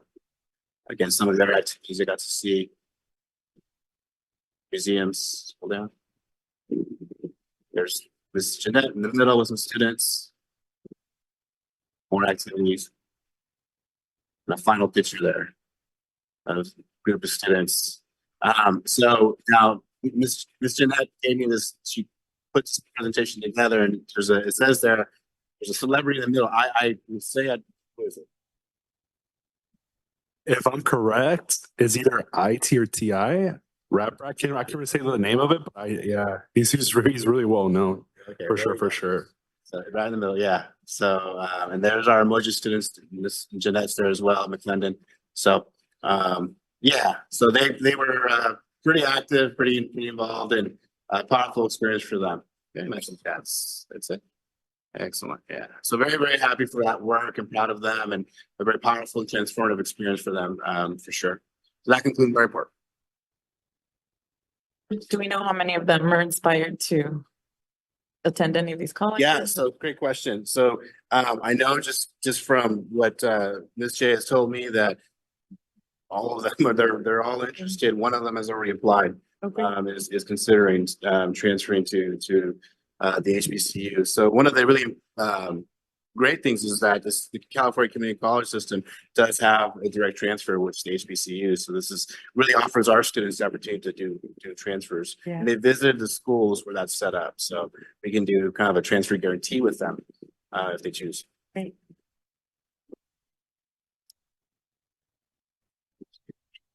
If I can call your attention to the Administrative Services report, I'll go through it briefly. We already spent some time on the 23-24 budget update and the proposed adjusted budget. There's some additional detail in that narrative if you'd like to learn more about what was going on in that proposed budget. The institutional technology, the plan to push the college enterprise systems to the cloud is underway with a go live scheduled for June 24.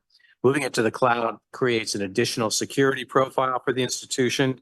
And Dr. Mora, who's agreed to kind of shepherd that, assures us that it's on schedule. The District Technology Committee has begun work on developing a technology master plan for the institution, a critical document for forward thinking and planning. And I applaud the work of the District Technology Committee in moving that forward. Student housing update, the construction schedule continues to be scheduled to be completed in August of 24. At the April 14 report, we had 395 applications in progress and total inquiries to date at 535. I would just repeat, I think I've said to most of you on several occasions, one of the speed bumps right now is the FAFSA, and getting the FAFSA information to institutions it becomes a deterrent to getting students signed up for housing. That's not a challenge that we're facing uniquely. It's a challenge across the country. So if you have a pull in Washington, D.C., please make that phone call. That marketing team meets once a week, and we're encouraged by the progress they're making and the outreach efforts they are involved with. I'll call your attention to the Wine Education Center. As you know, the Wine Education Center is scheduled to break ground on May the 17th. I want to give you a heads up that at that meeting on the May 16th board meeting, you'll receive a proposal for construction services for that project in the neighborhood of $10 million. Know that those are not resources coming from the college, but the college owns the project. It's on our property, will be under our auspices. So the Board of Trustees here will need to sign off on that. A heads up, again, about $10 million that's been out to bid. We expect those proposals to be in the next week. We will vet those proposals and be prepared to have a recommendation to the board at that May 16 meeting. Some information, our DAS group, Auxiliary Services, is doing a lot of work around the cafe. They had a special event last week. They hosted a successful campus holiday happy hour on April 10th. Live music, wines, and an amazing basil pineapple mocktail. Should you be interested in that, please join them next time. The Health Care Workforce Training Center, the NAPA CPR, is going strong. I would also point out that the Mayfair event, you have the card in front of you, is scheduled for May the 10th. Some of you have attended this before, so a good event, and you get to taste some great wines, apparently. So I encourage you to take a look at that. Under the facilities area, we have a couple of initiatives going on. I mentioned the solar array proposal that the board should look forward to seeing in the summertime. We are moving quickly to determine how and when we can do that. The initial numbers look very favorable in terms of leveling our energy profile at the institution. One of the proposal I looked at had no capital upfront investment, but the debt would be taken care of by the savings that we would realize in our electrical bills. So promising. We'll have more information for you on that. I would also remind us that we signed an MOU with NVTA, Transit Authority, Napa Valley Transit Authority, about a year ago to install a bus stop on the east side of the road, just across from our existing bus stop. They have prepared to come back. They are prepared to come back to you at our next meeting to sign off on that, if you will. They have bids out and now they haven't awarded anything. And they won't until we provide them the assurances that we're on board with that. So look forward to that at our next meeting. And they are with assurances from our board willing to begin construction on that bus stop this summer. The ash landfill mitigation project continues. And we are moving forward with the interim mitigation plans. And we have every assurance that we'll be in a good place with the county as we open our student residential site. So that is an ongoing project. And I'll continue reporting on that. This is the interim mitigation plan. There will be a final plan that we'll need to complete in the next year or two. But this interim plan allows us to provide assurances to everyone, including the county, that the area has been safe for our students to occupy that site.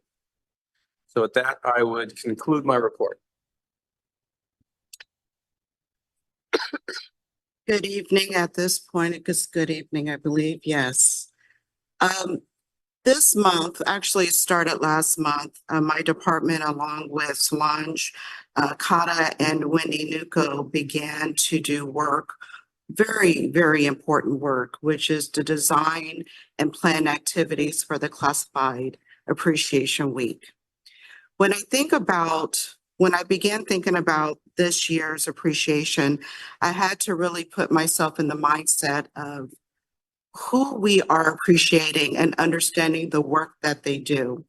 So as I was going through the campus, I started thinking about our classified colleagues like Jason Bell, who is an instructional support specialist in DSPS.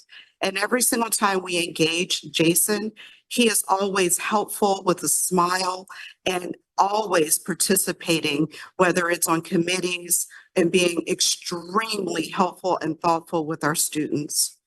I think about Jovita de la Cruz, who is our custodian in the daytime. Every single time I see her with a smile, passion, and just diligent with her work, and just always brings a smile to my face. I think about Amy Guam. Every single time I go into the library, she serves as the learning resource technician. Again, always with a smile, excellent customer service, and just a great resource to our students. I think about Alba Madrigal, who is our police officer. Oh, she's helped me quite a bit, several times with calling someone to help me with a dead battery and making sure that I'm getting safe to and from. I think about all the times that my computer went down. Cherie, I need your help. Cherie Marcos, who's our technology technician, always professional, showing up just when we need her. I think about Jefferson Matai, who's our lead custodian. Every single time I say him, how are you doing, Jefferson? I'm doing all right. Humble, never brag about all the work he does.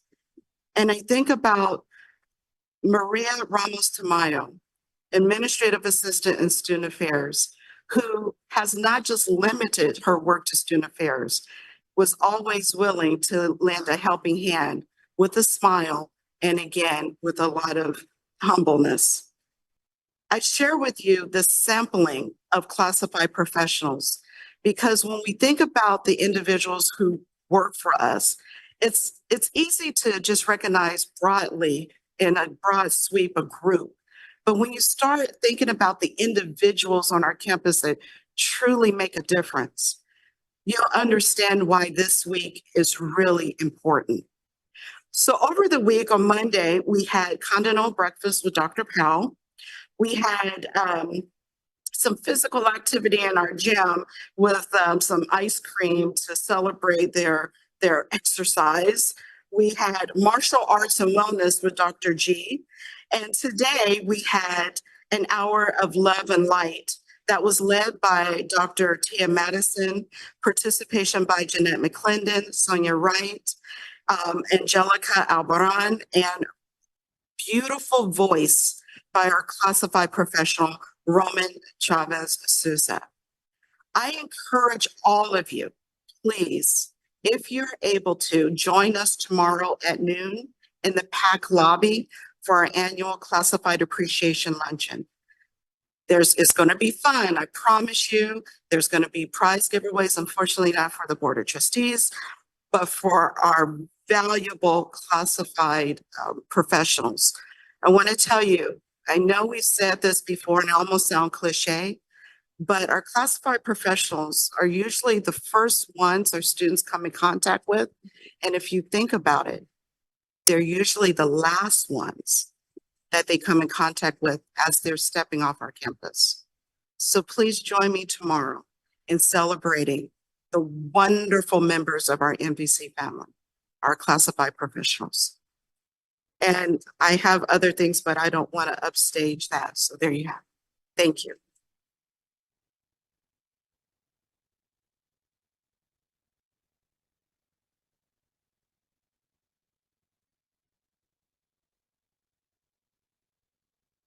Good evening again, board.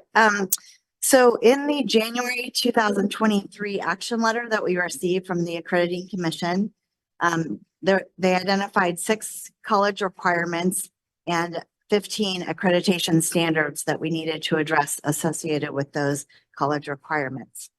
So as indicated on the left side of the page, based on the team summary at the end of the site visit on April 8th, we anticipate that the final team report will reflect that we have addressed 4 of the 6 college requirements and that those have been resolved.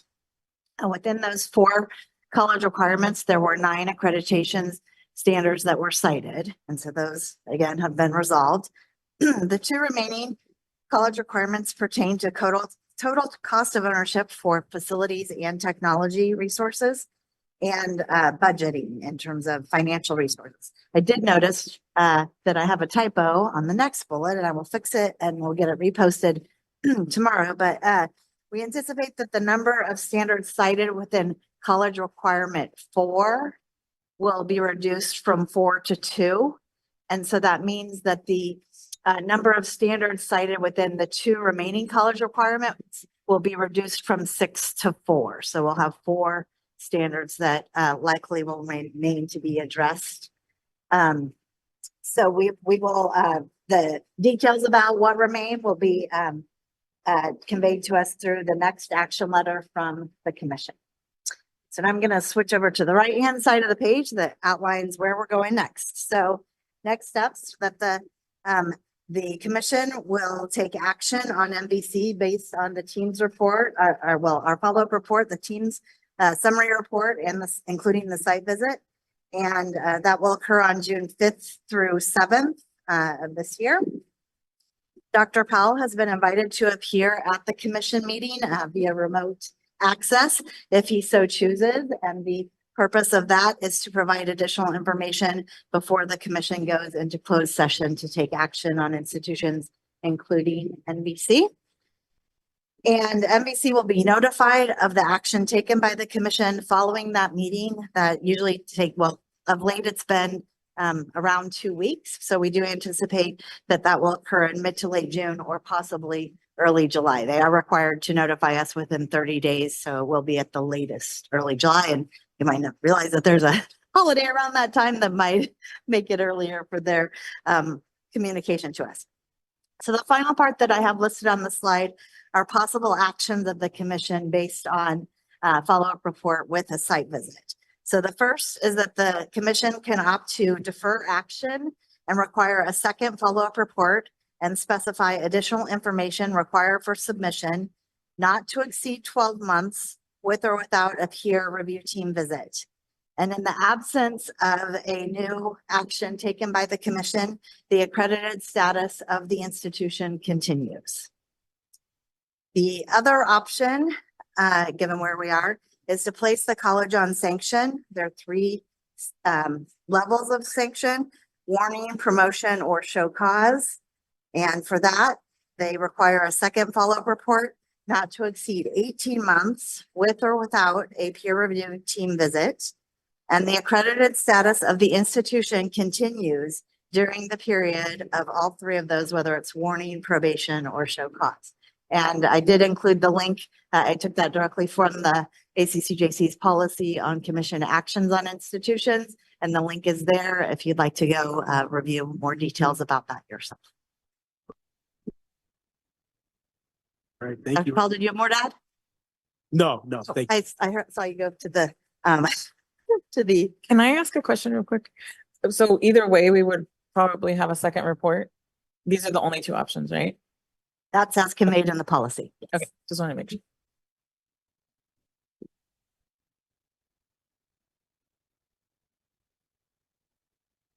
How? All right, thank you, Dr. Warno. Just a few quick things for me. I want to join in my colleagues in expressing my appreciation for our classified staff. This week has been amazing so far. I've been very, very just impressed with the turnout, and just it's nice to sit in fellowship with members of our classified staff and just dialogue and commune. We don't have as many opportunities as we'd like to do that. So I'm looking forward to tomorrow. I did bring a t-shirt just in case I spill food on myself while I'm serving. So look forward to serving our wonderful classified professionals and engaging in some more fellowship at the lunch tomorrow. The last thing I'll just say is to build on Dr. Warnall's brief summary on accreditation. I'm really proud of the work that the college has done because it's been very, very, just a lot, right? There's been quite a bit. And I think the team acknowledged that when they first arrived, even before they arrived. I think in the parking lot when the team members were pulling up and we're out there greeting them to say hello, the first thing out of some team members' mouths was, "Wow, you've been really busy." And I think it's true, right there. I think there was an acknowledgement that some of the remaining standards that we have work to do have a longer arc than just the 16 months that we were given to address them. There was a recognition that we are making tremendous progress on meeting those goals, but given the fact that they are, they do have a longer arc, and we want to show completion of rather than starting and initiation of some of these new policies, procedures, or ways of conducting our business, that we're going to need a little more time. So I'm very optimistic about the feedback from the commission, and I do look forward to joining them in June or July just to share some of these thoughts with them in person. And with that, we conclude the president and board or president cabinet reports. Thank you, Dr. Powell.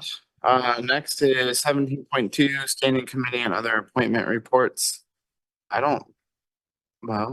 We do have the DAS, it's already met, BWT, RPO, audit and finance, McPherson. We have Yes, sir. I have something to report. The McPherson Distinguished Teaching Award Committee, after much deliberation, would like to announce the winner of the award is Antonio Castro. We were all moved by his by the letters that supported him, citing his inclusive approach, his willingness to alter office hours to suit student needs, and various other outside activities. And just as a side note, I think he had a bit of an advantage because science is very international. Math and science are international languages. Force equals mass times acceleration, whether you're in North America, Africa, Antarctica. Congratulations to Antonio. Dr. Ed Shank Award. Thank you, Trustee Kishner. Ed Shank, anything there? No. Trustee Dodd, Napa Valley Foundation. Go for it.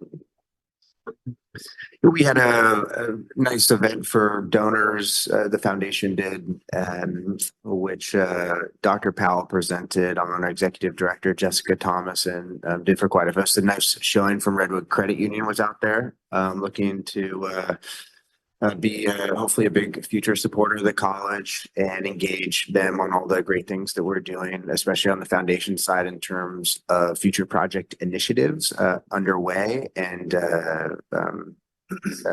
things that we're looking at to build on in the future.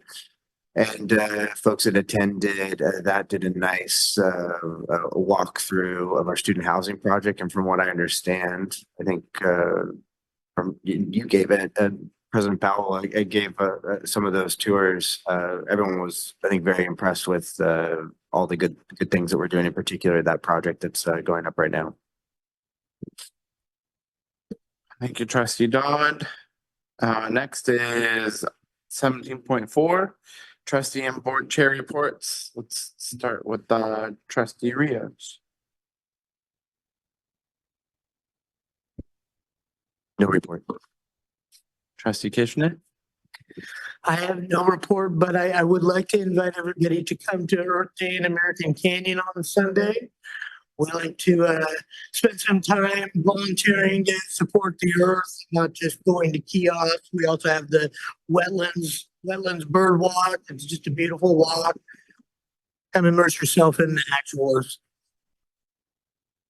And I just want to say thank you to all the classified staff. I won't be able to be at the luncheon tomorrow because I have a triple CT board meeting, but I wish I could be there to celebrate everyone. So please send my regards, and I hope you've all had a great week, and I really just appreciate everything you do. It really, classified staff makes such a big difference for our college community and even me when I walk around and visit the college as well. So thank you. All right, student trustee. Nothing to report. I just wanted to, and I didn't get the dates from them, but Cynthia Pilgrim from the Phi Theta Kappa, they have a bowling event that they're doing, and I don't have the dates for it, but we were invited, not necessarily to participate, but to show up and show our support. And I will get the dates and times for you. On that, I think Dr. G hit the nail on the head this evening. For a classified professional, you guys are the backbone of the institution, and the board supports you and appreciates you 100%. So thank you for all that you guys do. With that, I'm gonna adjourn our meeting at 8:11. Our next meeting will be May 16th, 2024. That'll be a regular board meeting.